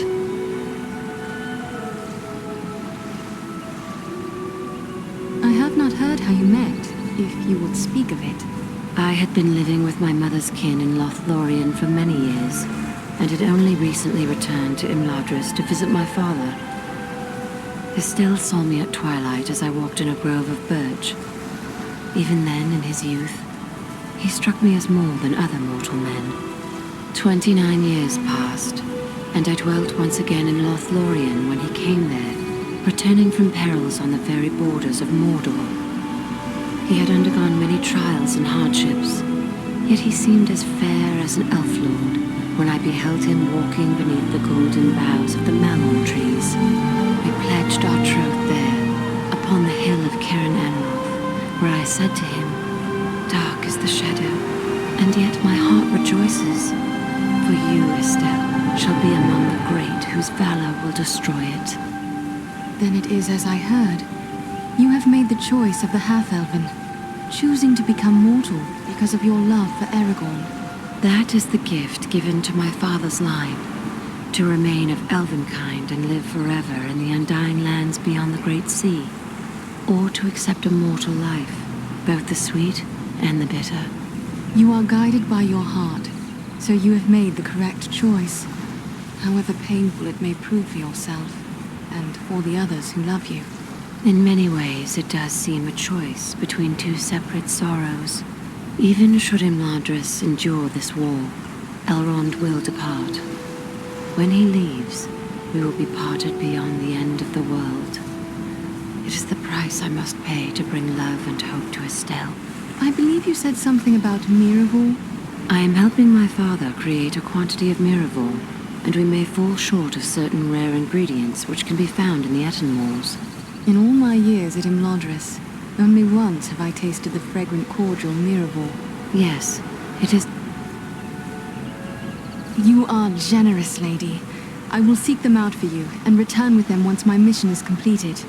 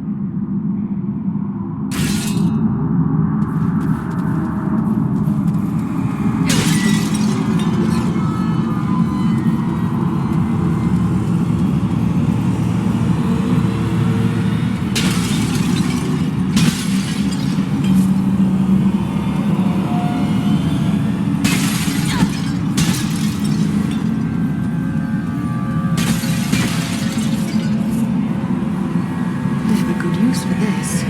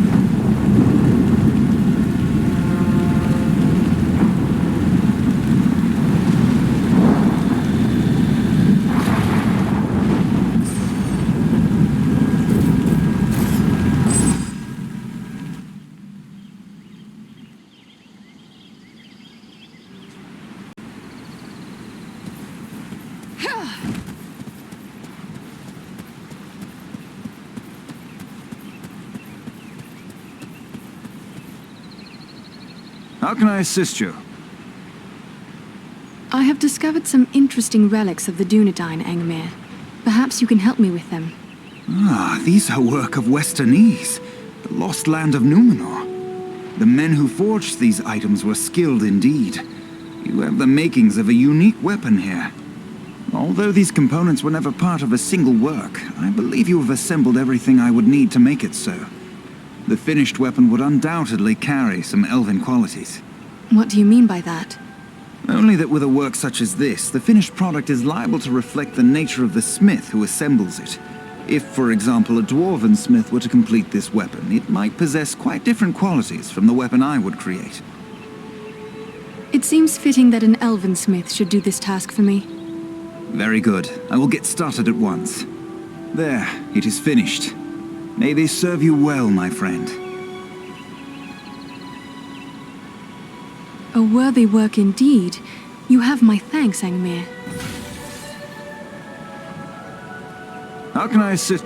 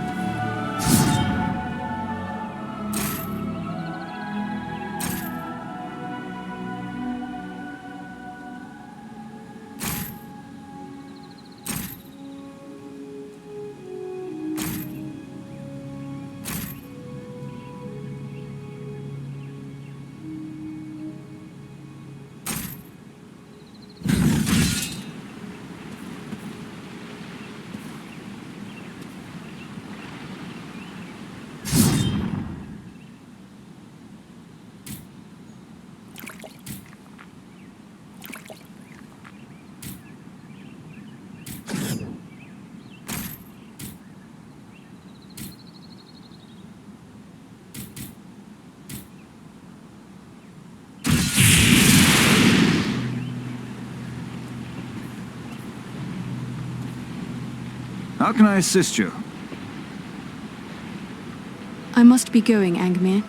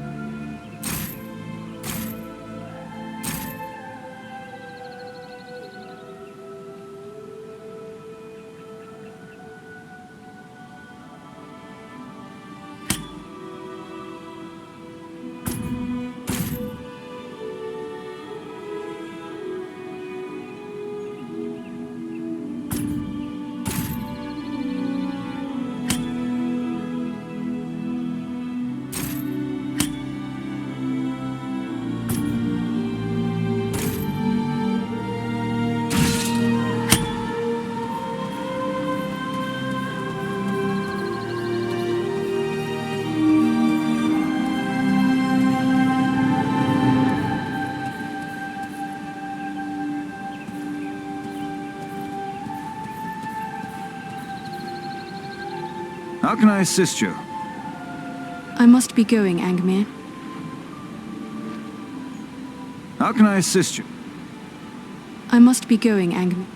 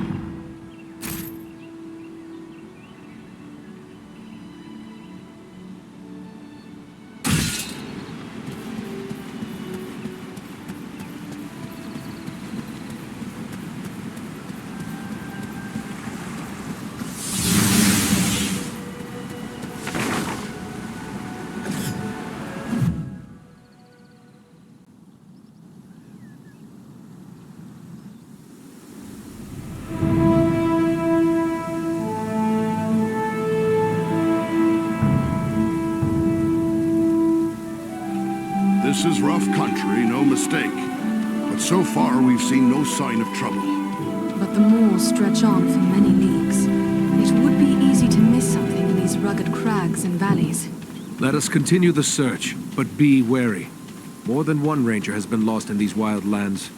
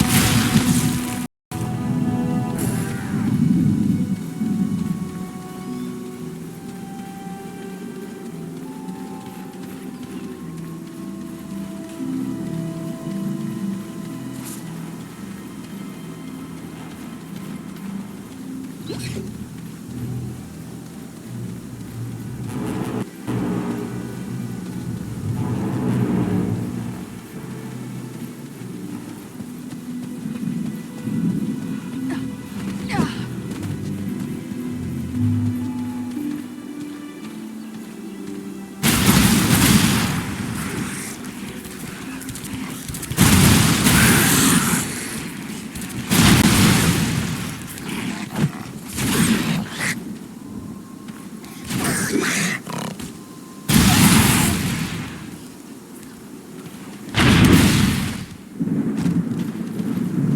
will prove useful. This will prove useful. Let's see if you can take me!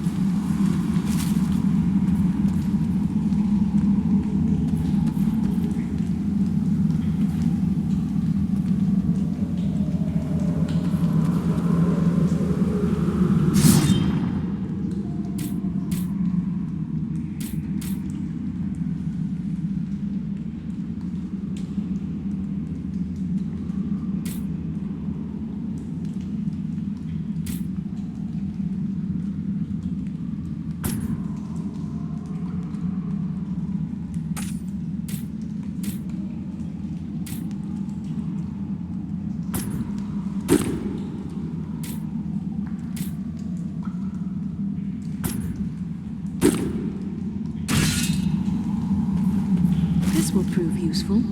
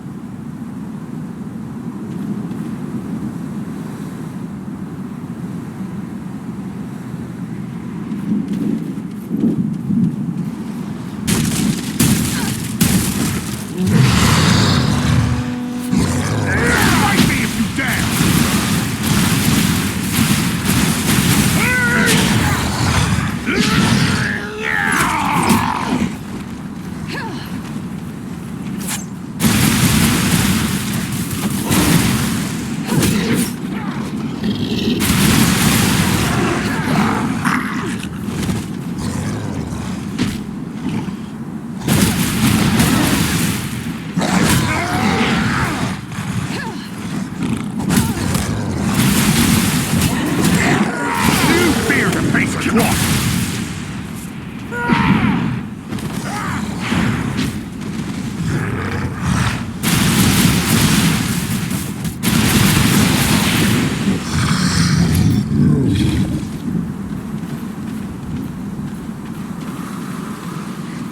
Here, to me if you need healing.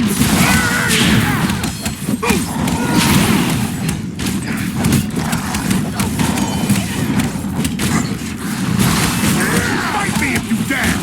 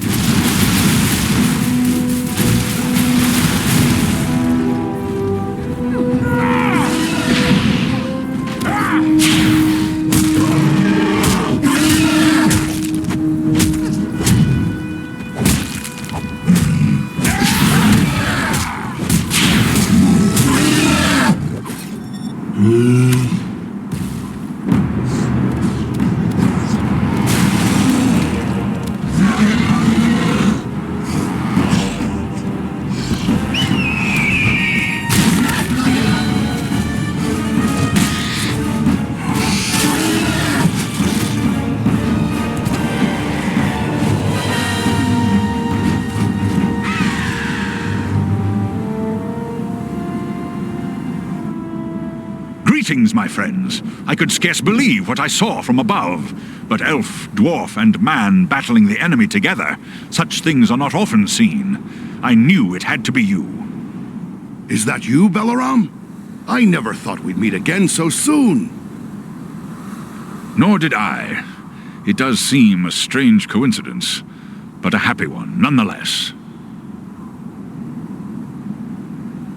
I was told the Etten were dangerous, but we have encountered more enemies than I expected.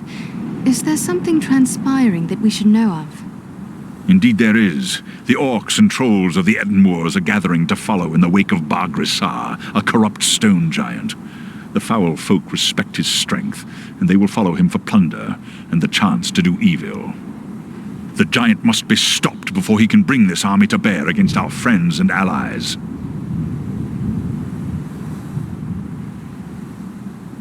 Gandalf the Grey traveled here unhindered only a few short weeks ago, yet now we find the moors are filled with foes.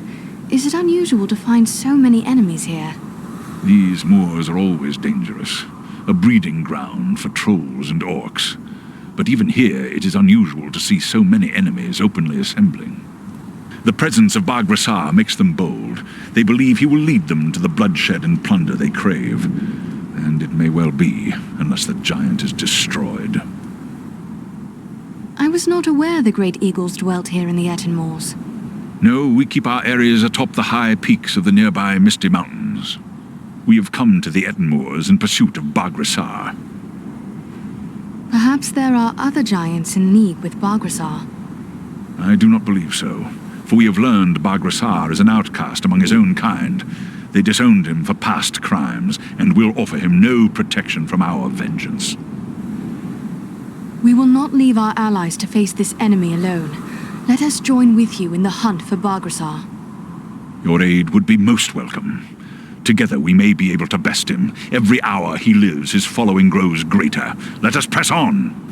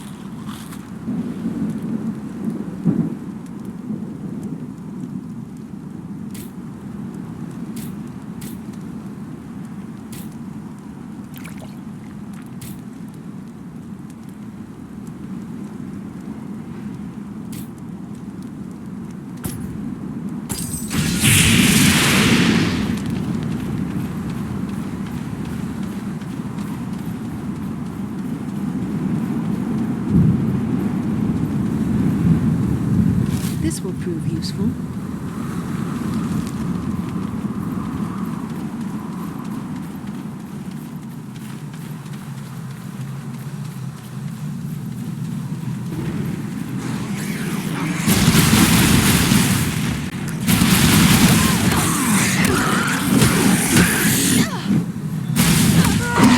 Come on, you great-hearted scum!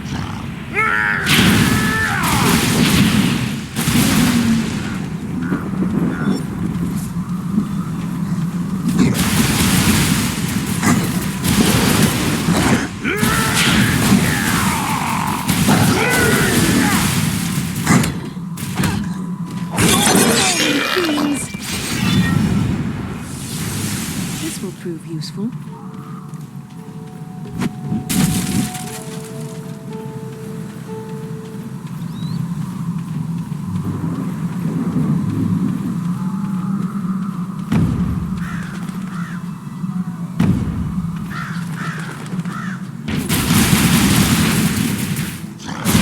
Fight me if you dare!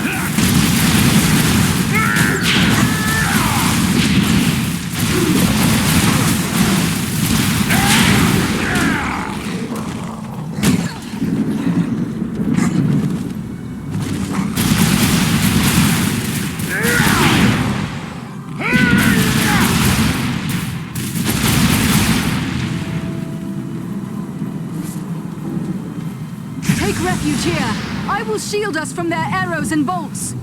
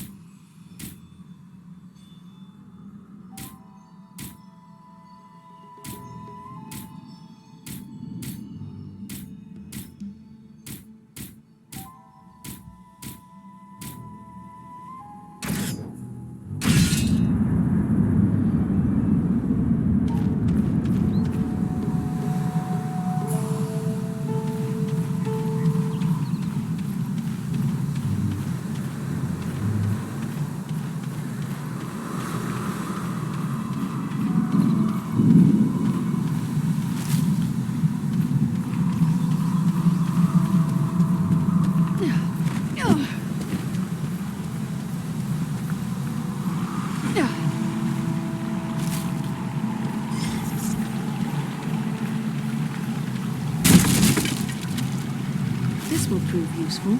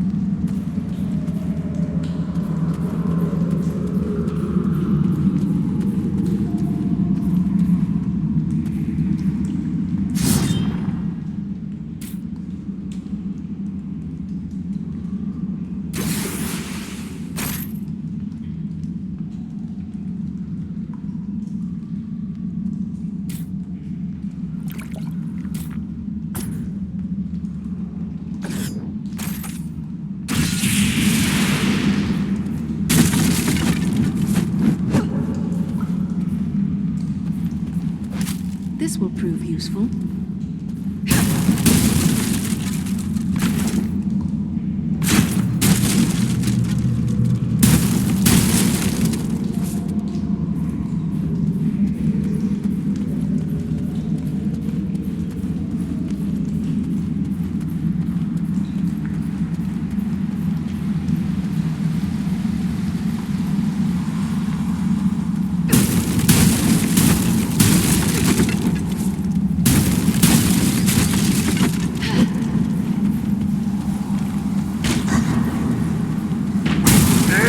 See if you can take me!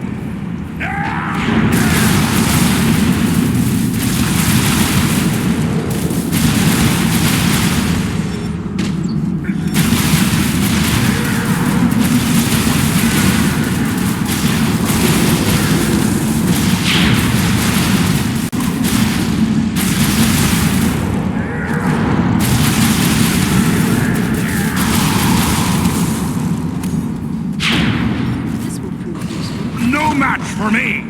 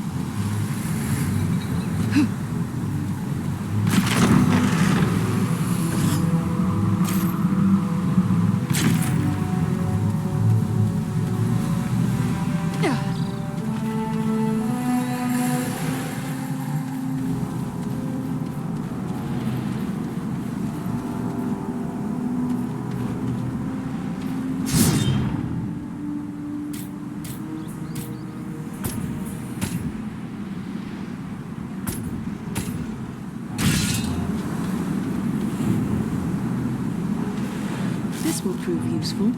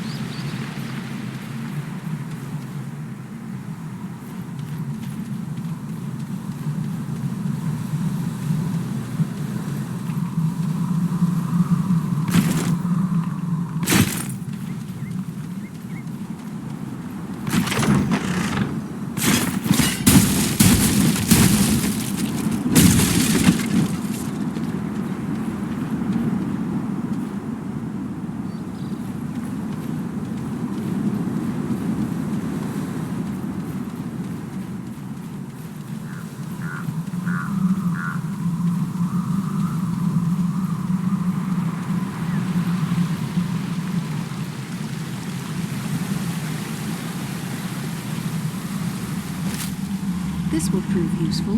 This will prove useful.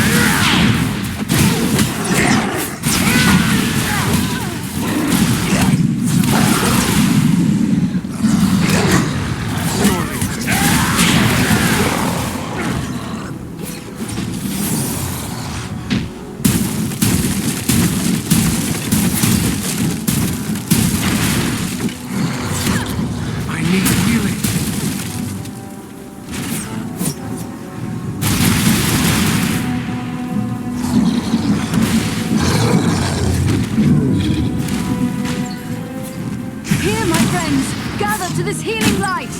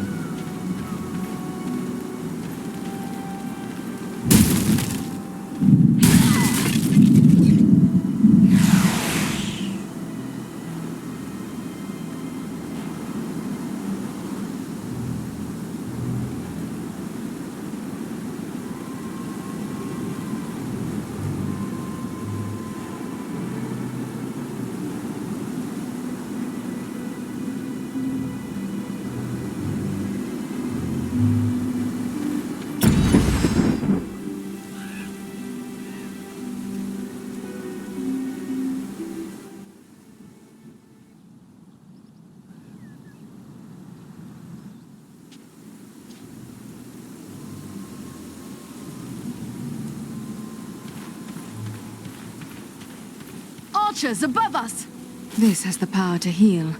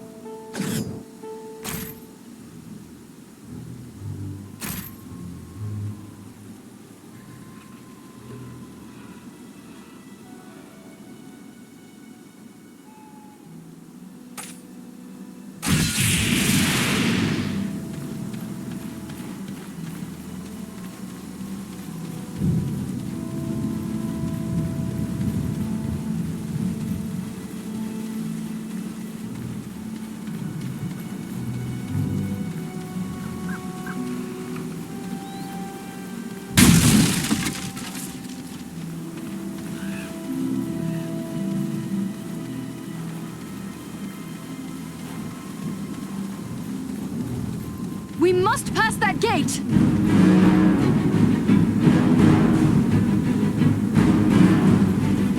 They have trapped us!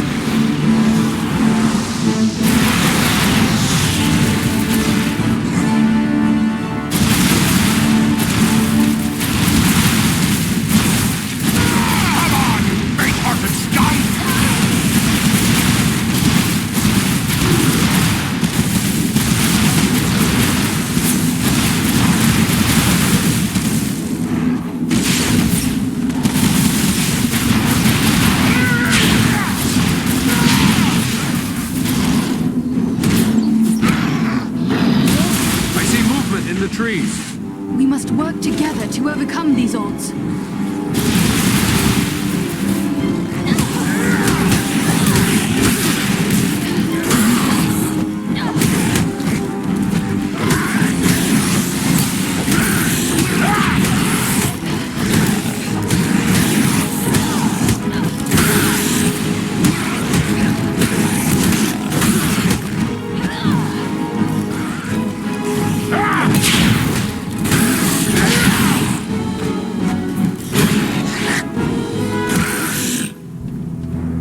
We can move on now.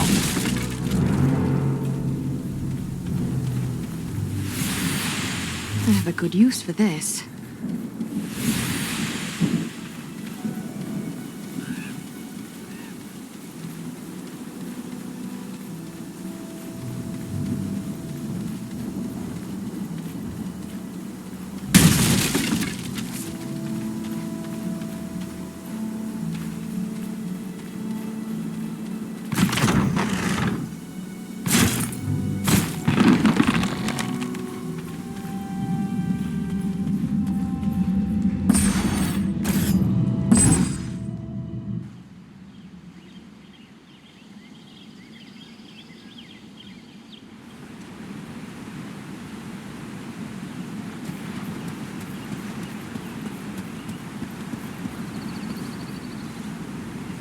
Andreal, it is good to see you safely returned to Imladris.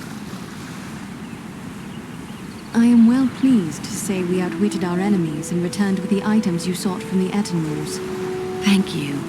You have brought these in good time, for we have made barely enough Miravor for present need, and now there is none to spare. With these supplies, I can replace what has been given away, and as I promised, I have kept aside a flask for you. Miravor is potent. Thus, I would advise you to keep this against a time when you're sorely hurt and your strength of will falters. Drink of it then, and you will be restored. Thank you, lady. I shall put this to good use. I have seen you in many moods, Lady Arwen, and I sense that something is troubling you. How may I help? You have done much already, but I will lay my problem before you. For many years, I have worked secretly upon a banner for Estelle, for Aragorn. It is my hope he will bear it triumphantly into Gondor, and the time is right for him to reclaim his heritage. This must be a banner like no other, and must endure for the ages. To that end, I am using the most precious of metals, mithril. Our most skilled smith, Angmir, has drawn mithril into thread for me. The embroidery is nearly done. But as careful as I have been, I fear what I have may not be enough to complete the design.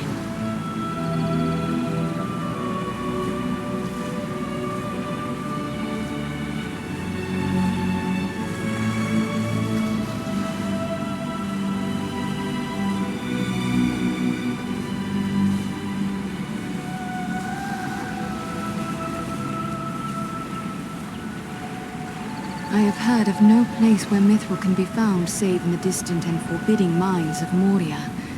Is there another way to find it? It is true. There is nowhere in Middle-earth where mithril might still be mined other than Moria. Yet in ages past, quantities of this precious metal made their way by trade and gift to many other places in the world. Yes, and the orcs also value it. They were long in possession of Moria. No doubt some quantity of mithril has passed forth into the world through their foul hands. Still, it seems there is little hope that more mithril can be found in so short a time. What exists in the world is likely considered too precious to part with. Tell me about this banner. Why is it so important to you? It bears the symbols of Elendil, from whom Aragorn is descended. I have embroidered upon black cloth the high crown of the kings of Numenor, and 7 stars in which I have set brilliant jewels. Below them is the White Tree of Gondor, the symbol of Aragorn's claim to the throne of that realm and all the lands of the Dunedain. With this banner go all my hopes. My hope for Estelle to help overthrow the enemy and become king, and for our long pledge of love to be fulfilled. Either our hope will come, or all hope will be lost. These things I have pondered during the many hours I have labored over this banner. There is hope in every thread, and no few tears as well. Is there nothing you could use apart from mithril? I have used mithril and gold, the 2 most precious of metals. Only mithril, or true silver as it is known, shines like the finest silver, but will never tarnish. It can be worked as fine as thread, and yet remain stronger than steel. And it is the traditional metal of the kings of the West. Nothing but mithril can serve my needs. It seems my fate to travel far and frequently, and what cannot be obtained in peace may sometimes be seized as spoils of war. Should I find mithril in my forays against the enemy, it will be yours. That is a noble offer. I would not ask you to go into such danger for this alone, for it may yet prove that I already have all that I require. Still, it would ease my mind, and I would see that you were well rewarded for your courage and generosity. May Elbereth watch over you and keep you safe.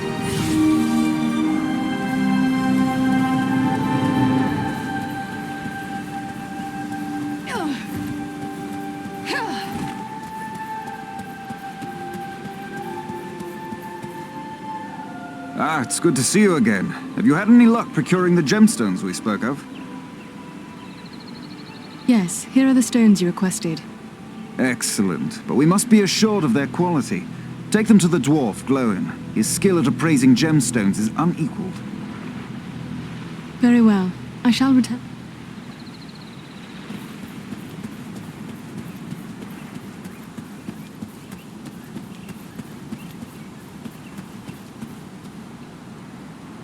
The sun shines and all is fair and...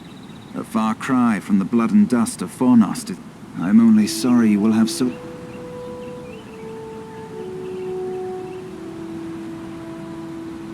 It would be pleasant to remain at ease for a time, yet I have promised to search the Ettenmoors for signs of the enemy. What of you? I know you both too well to believe you will sit idle for long. No, indeed. We are to set off at once on a similar mission to your own. Only we will travel south, seeking for signs of the Nazgul or other threats. Aragorn will accompany us at least part of the way. Aragorn goes with you? I understood he was to be part of the fellowship that accompanies the Ringbearer. And so he is. But Frodo needs time to recover from his ordeal. And in the meantime, we will scout the road that lies before him for possible threats. Aragorn's skill as a tracker is unmatched. We will have need of his talents in our search.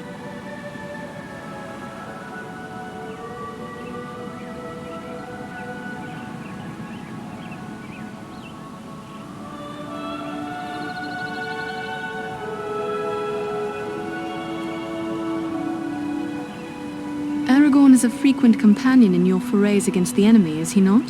Yes, we often venture forth in company with the Dunedain, and none more frequently than Aragorn. He was raised here in our household, after all.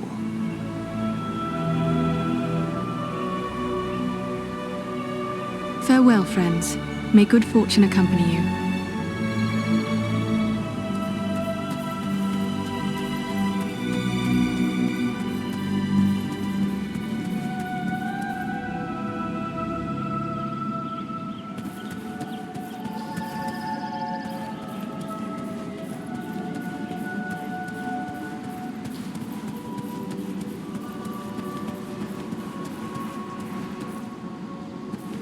Nothing calls to my heart like this, my home. Unless, perhaps, the sea.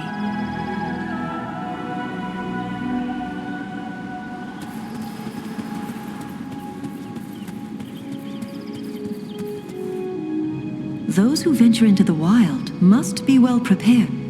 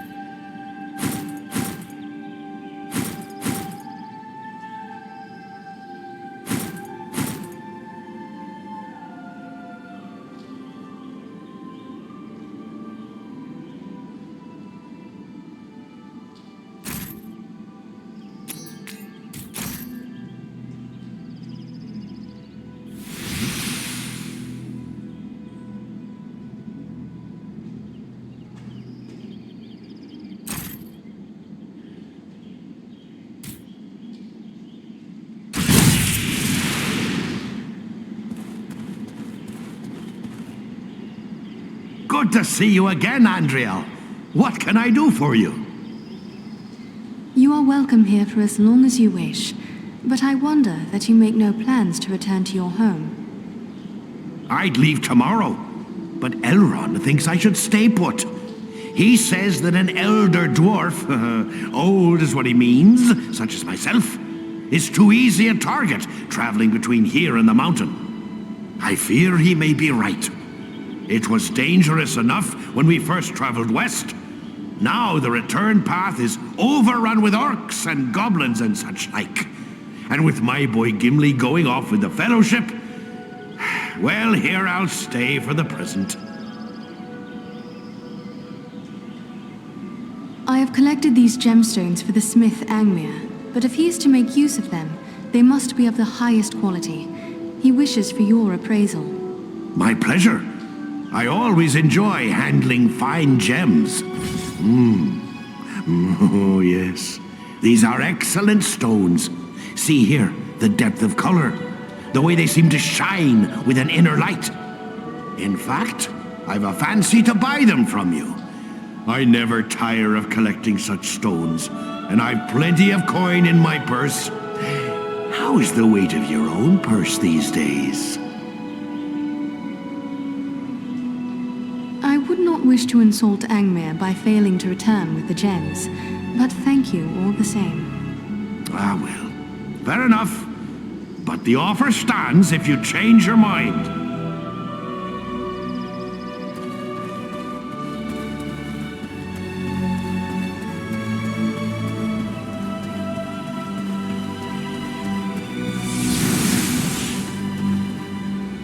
Welcome. I'm curious about those gemstones we spoke of. Has Glóin confirmed their quality? He has. Here they are. Ah, excellent. I will put these to good use. And since you have provided me with the materials I need to fashion more elf stones, I would be pleased if you would accept some of my already finished work. Take whichever suits you best.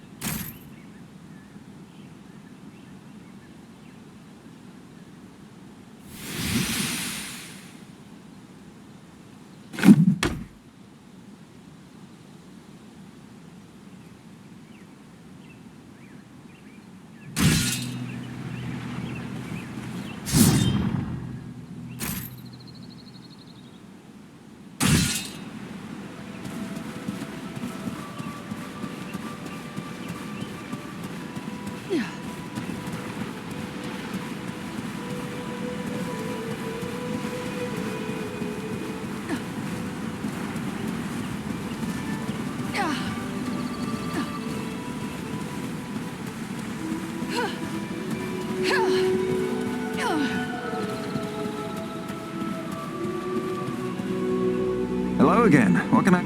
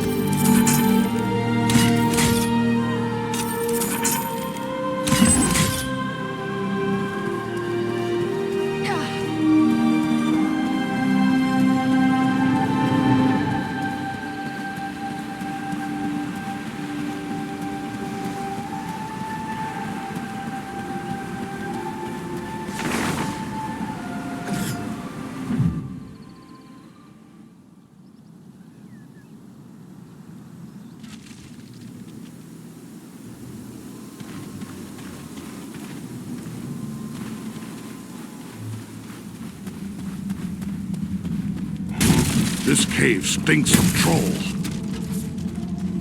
This has the power to heal.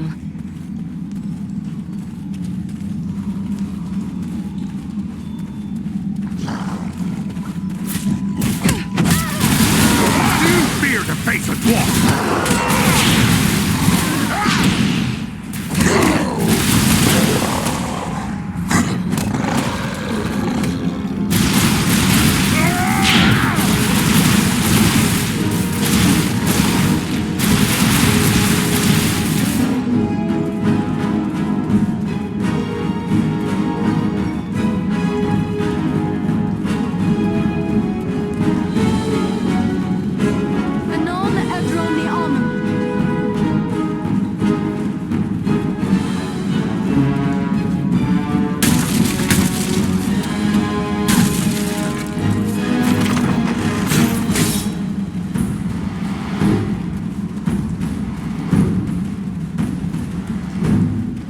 Don't stray too far in these caves. We'd best stick together in case of trouble. Come on, you faint-hearted scum!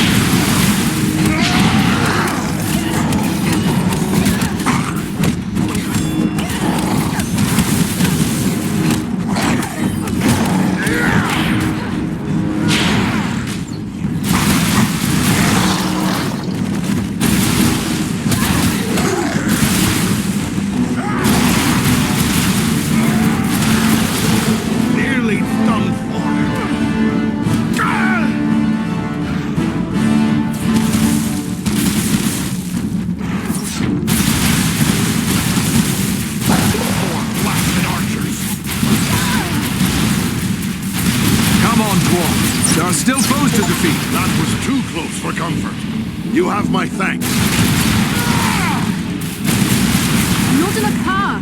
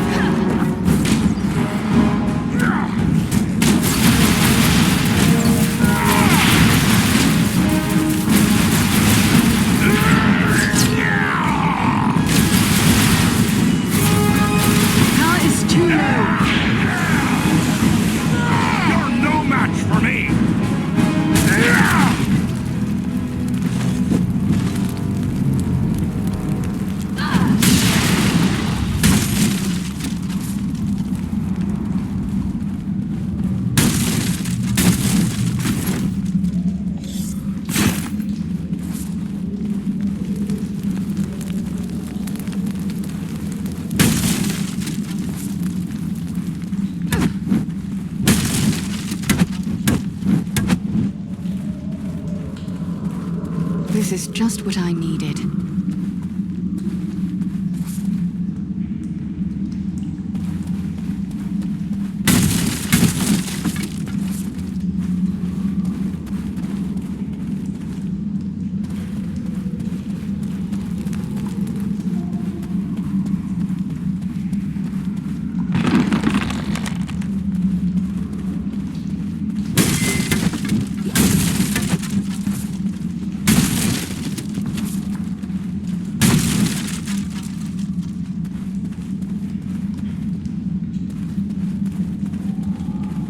At last, I see sunlight ahead.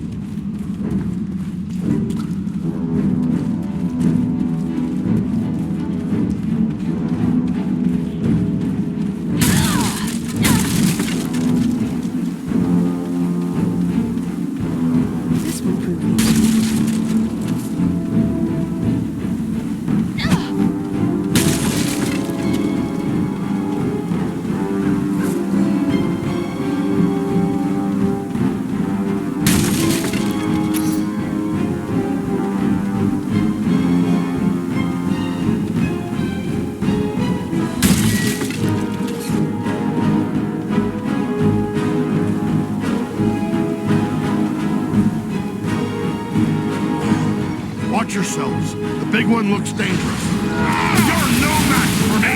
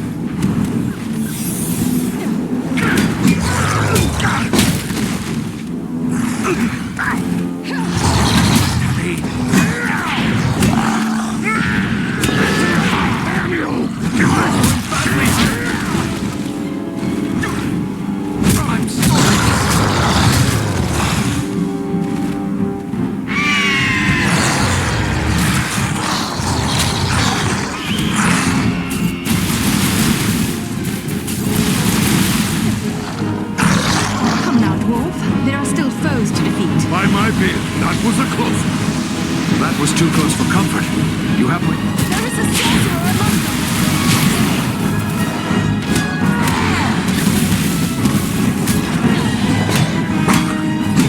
I must...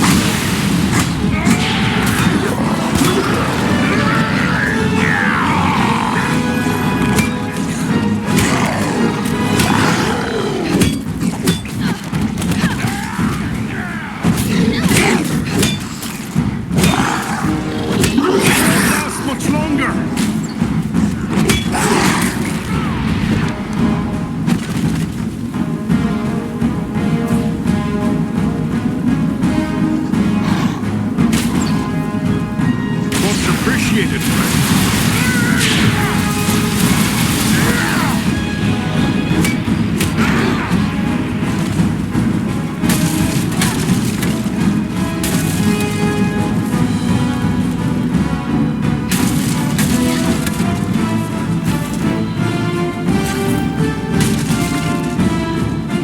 Here's something I can make use of.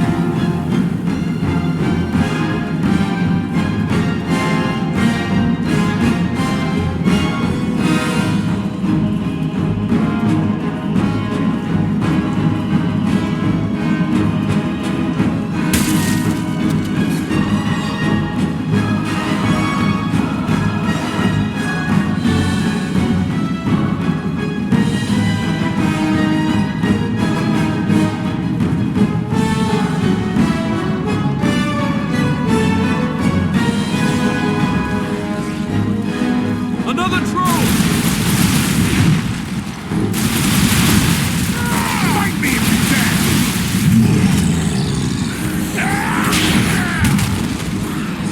Another troll!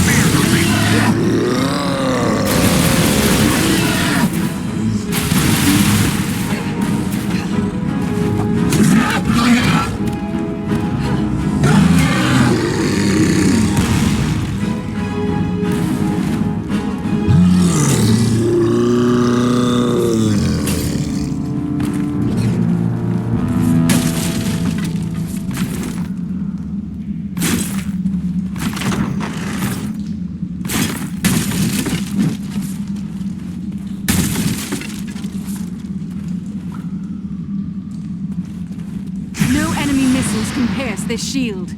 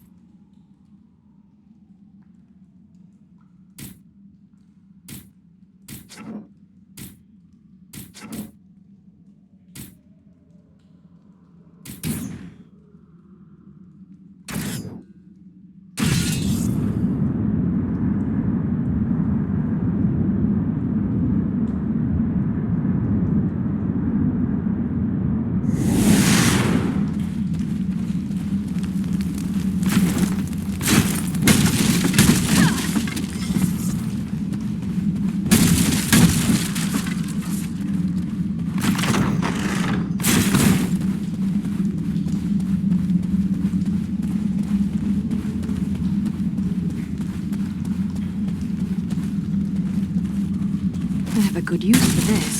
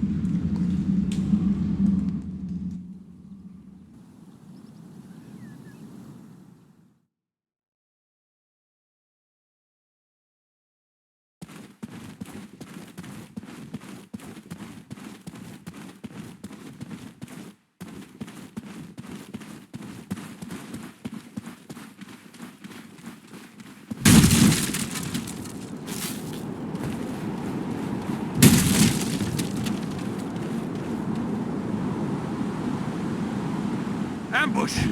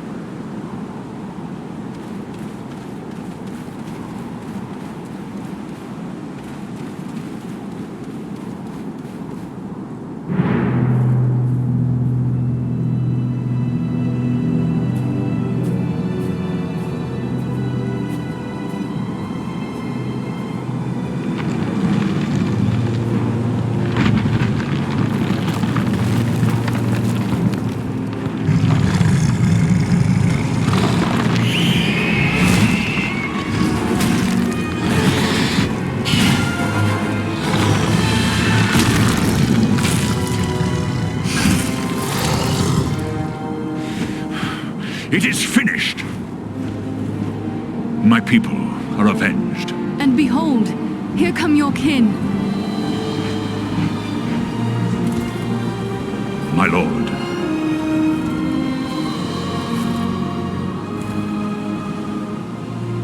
It would appear that you have done our work for us, Balaram.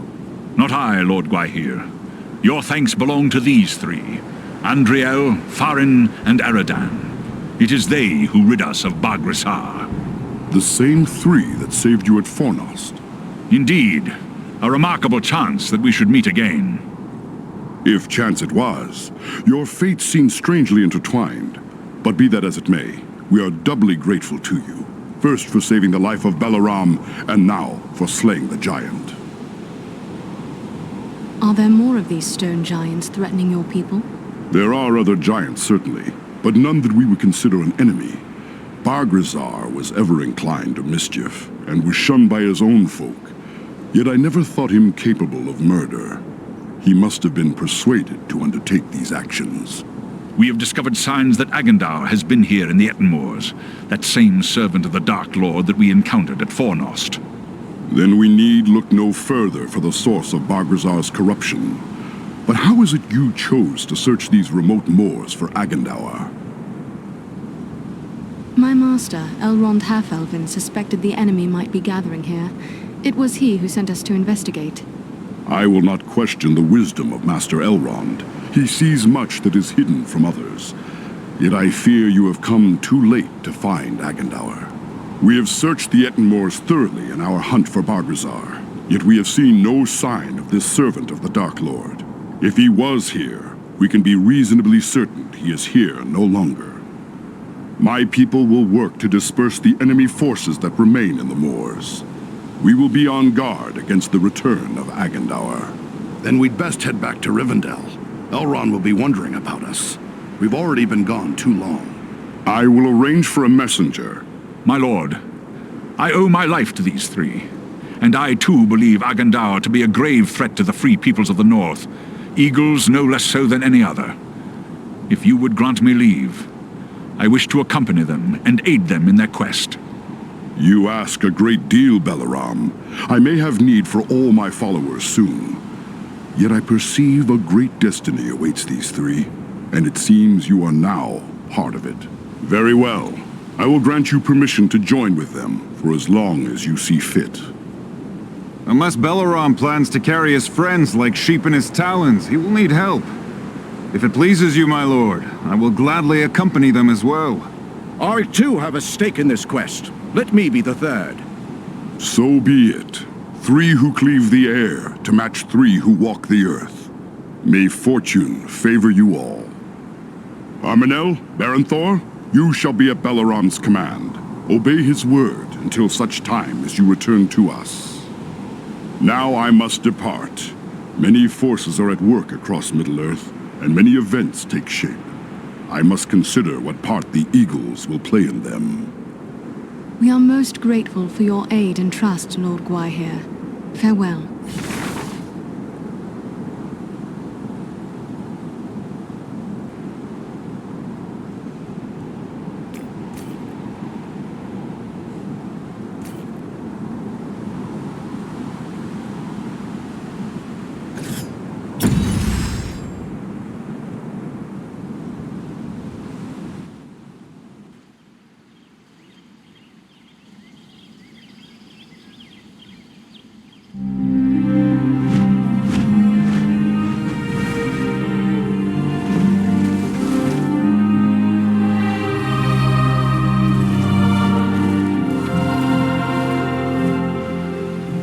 You return at last. We grew concerned for you.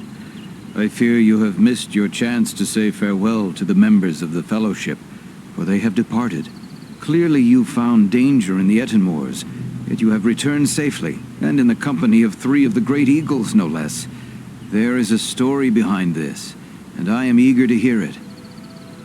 We found trolls and orcs preparing for war, just as we feared, and they were led by a renegade stone giant. He had made attacks against Gwaihir's people.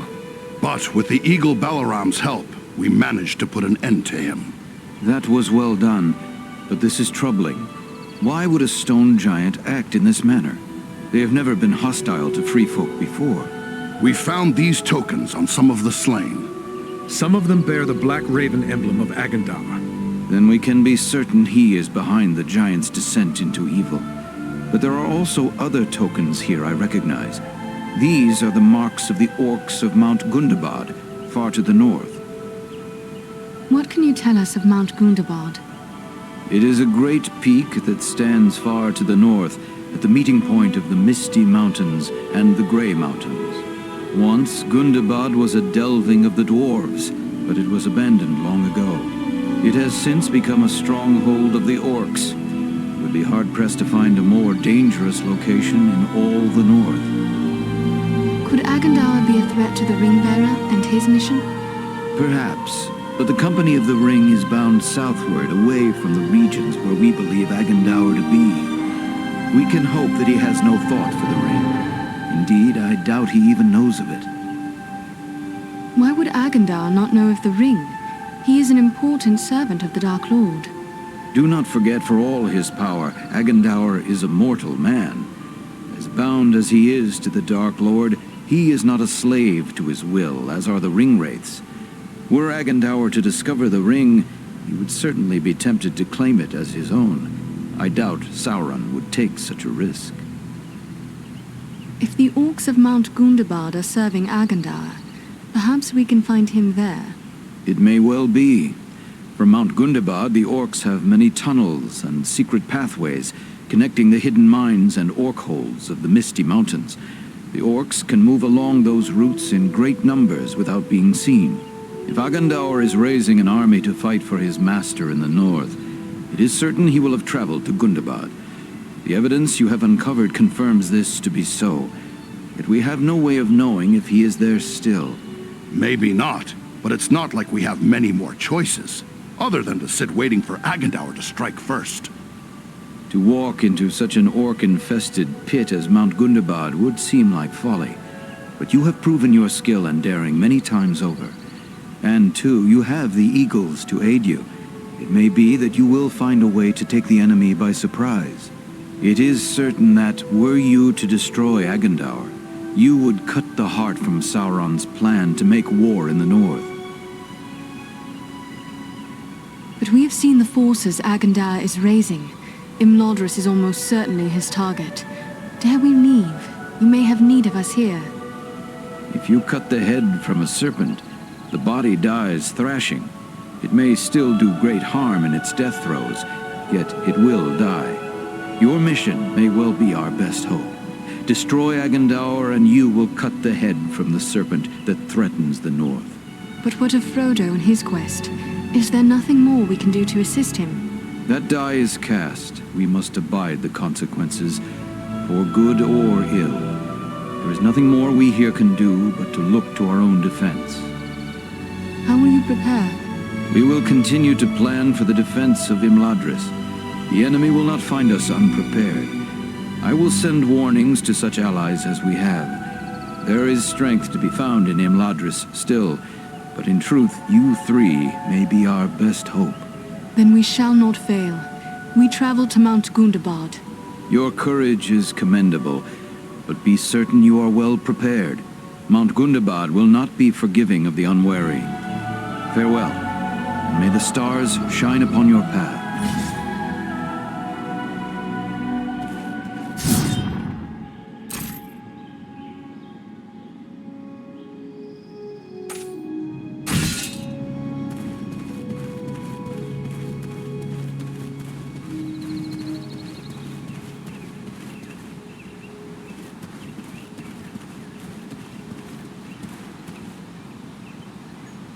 Andrio, it is good to see you once again. We were beginning to be concerned for you and your companions. And yet you return victorious, upon the backs of eagles no less. We are grateful to you for ending the threat of Bargrassar. The giant might have done great harm but for you. The trolls and orcs of the Ettenmoors will be dismayed by his fall. They will be slow to march against us now.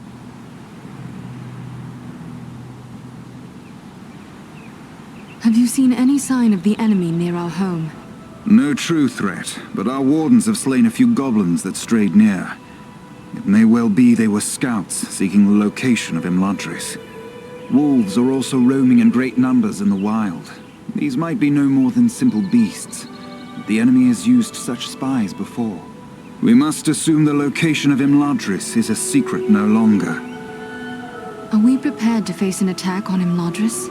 As well as may be, this is not a fortress. Secrecy has always been our best defense.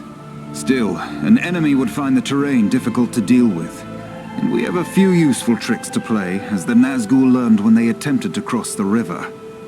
Yes, we might resist for a long while, but if the enemy comes in great numbers, it will only be a matter of time before Imladris falls.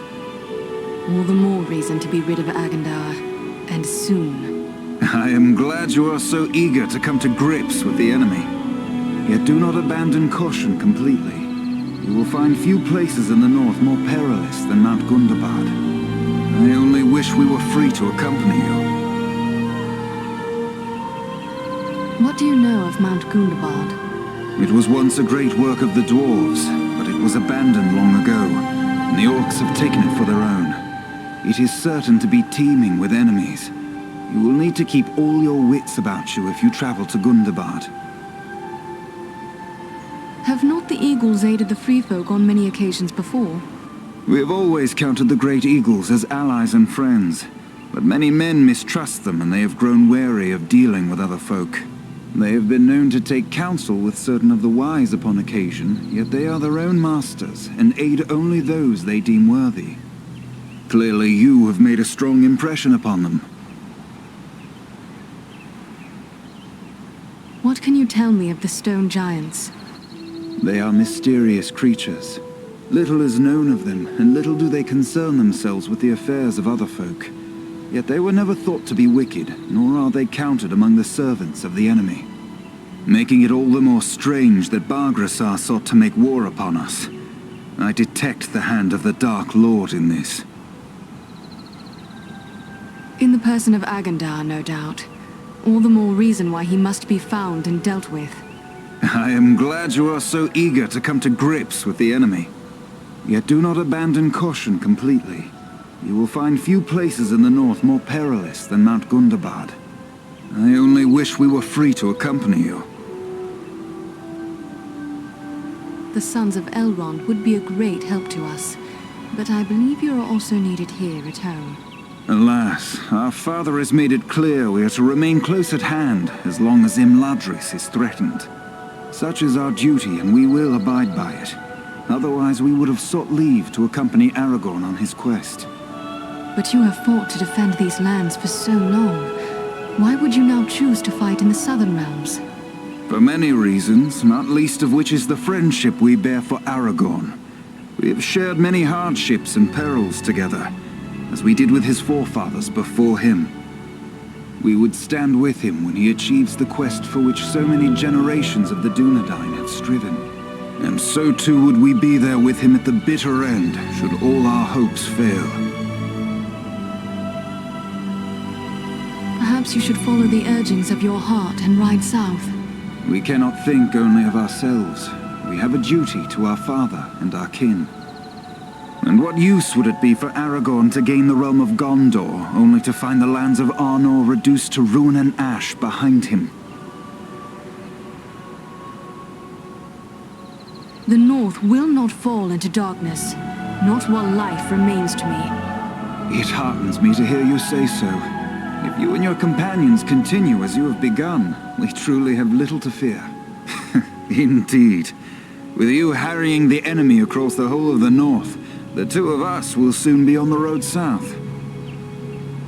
I hope it will be so. Farewell, friends.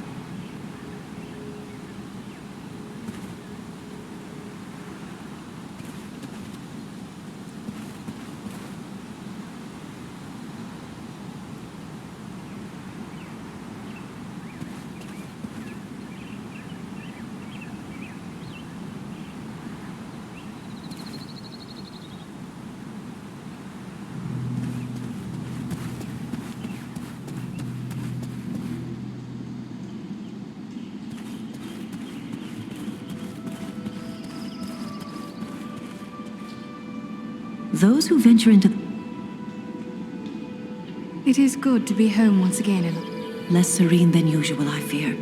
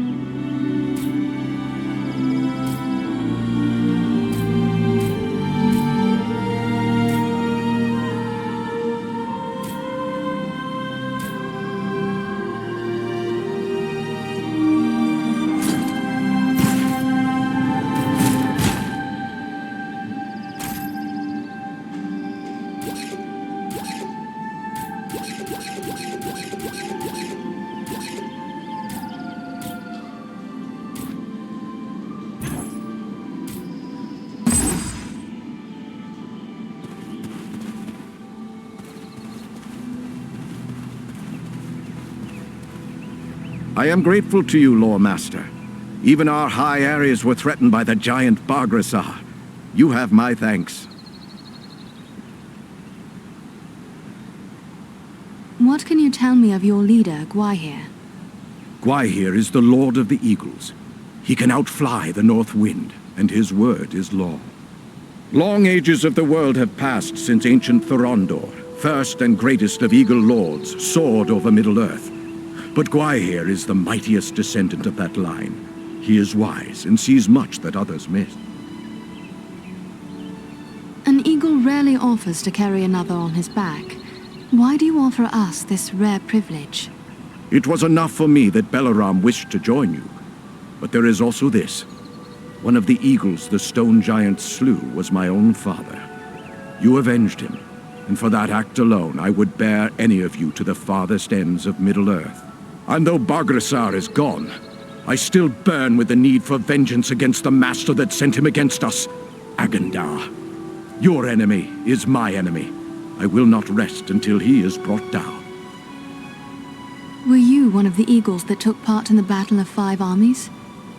So I was, when the Allied armies found themselves set upon by goblins who had stealthily scaled the mountain slopes.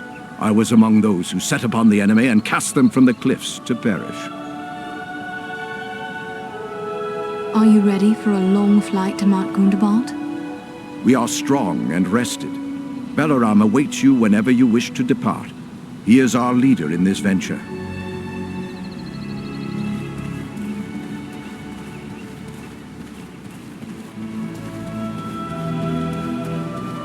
It is a fine day for flying, don't you think? Are you kin to Belaram? No, but he has always guided me. Belaram taught me tricks of the air and secrets of the wind. We often hunt together. He's shown me the fine art of snatching a wild sheep from the side of a mountain, and how to dive upon a wolf and pluck hairs from its tail. Wherever Belaram leads, I will follow. Great eagles are not built to carry burdens, Berenthor. I would not have you continue to carry us against your will. I am more than willing. I had long begged the Windlord for a chance to prove myself. I don't fear orc, goblin, or troll. Let's return to the air and put fear into the hearts of our enemies. It is a grand adventure. Are you one of the eagles who came to Bilbo's aid in his quest? I haven't met Bilbo, though I've heard much about him. My father was one of those who carried a dwarf, and later fought in the Battle of Five Armies. I was considered too young and inexperienced to take part in the battle. I have much to do if I'm to match my father's fame and valor. What do you know of Mount Gundabad? I've never been there, but I know it's a high peak that lies far to the north, on the edge of the frozen wastes, and that it has long been infested with orcs. We do not nest there. When the north wind blows across the wastes, it racks the mountain with blizzards driven by fierce gales. But I will not be daunted by the north wind.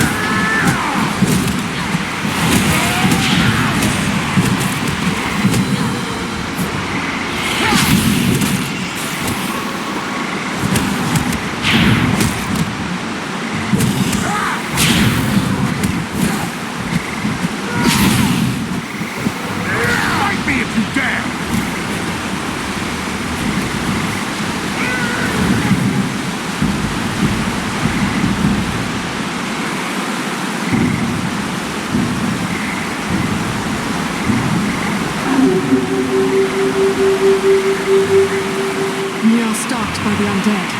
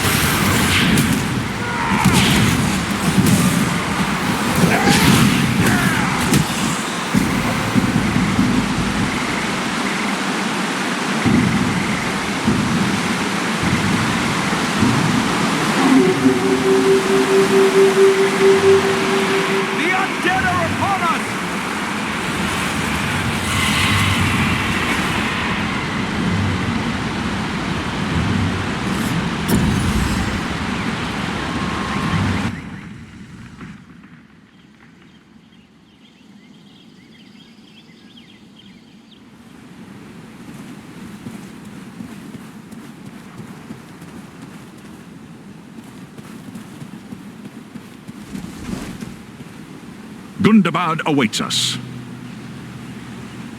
We ask a great deal of you to carry us into such danger. Perhaps we ask too much. I believe this is the time when all who care for the fate of Middle-earth must act. From on high, I see many lands and many people beneath my wings. In my own way, I am a steward of the North. In this hour, I will join with those who are bold enough and strong enough to stand against the likes of Agandar. For if we fail, there may be nothing left to watch over. I thought it a rare thing that you offered your aid to us, and hardly expected 2 more eagles to do the same. What can you tell me of them? Armanel is a seasoned warrior. He knows full well what he faces, and accepts it gladly. Baron Thor is young, and eager to prove himself. But he has deep courage, and few can match his swiftness on the wing. But you need not take my word. Ask them yourself. They will gladly speak with you if you so desire. I will confess, I was surprised that Gwaihir gave you leave to come with us.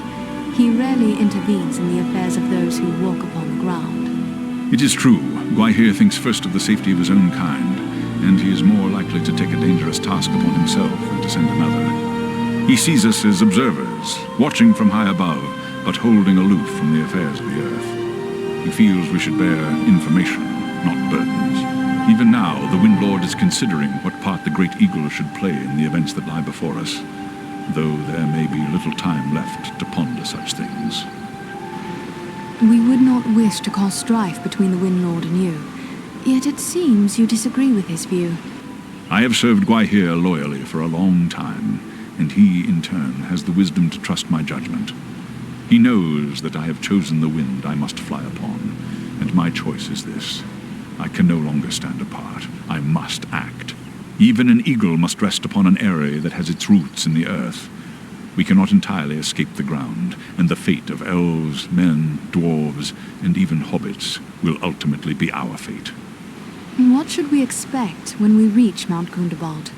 I can tell you little. The stronghold of Gundabad is carved into a great mountain peak covered in snow and ice. We rarely fly that far north because of the treacherous winds and blizzards that howl from the frozen wastes beyond. It is an ancient abode of enemies, and we must approach it with the greatest caution. Perhaps Gundabad is an impossible task. 3 alone cannot hope to stand against all the orcs of Gundabad. Only stealth will serve you. We must search out a secret way that will not pit you directly against your foes, or you will stir up a hornet's nest such as you cannot imagine. I have seen you 3 triumph against desperate odds. If you cannot find a way, then no one can. My companions and I will be there to help as best we may, but once you enter the confines of Gundabad, there will be little that we can do. I will bear that in mind. Farewell.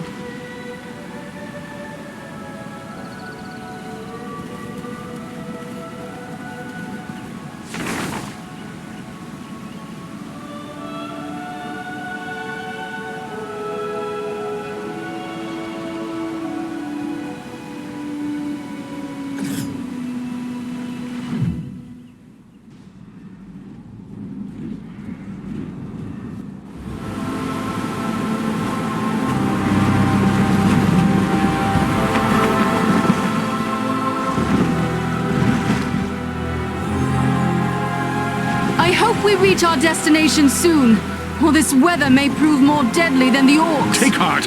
We are nearly there, and this snowfall will hide us from the eyes of the enemy below. Balaram, look! Above the mountain!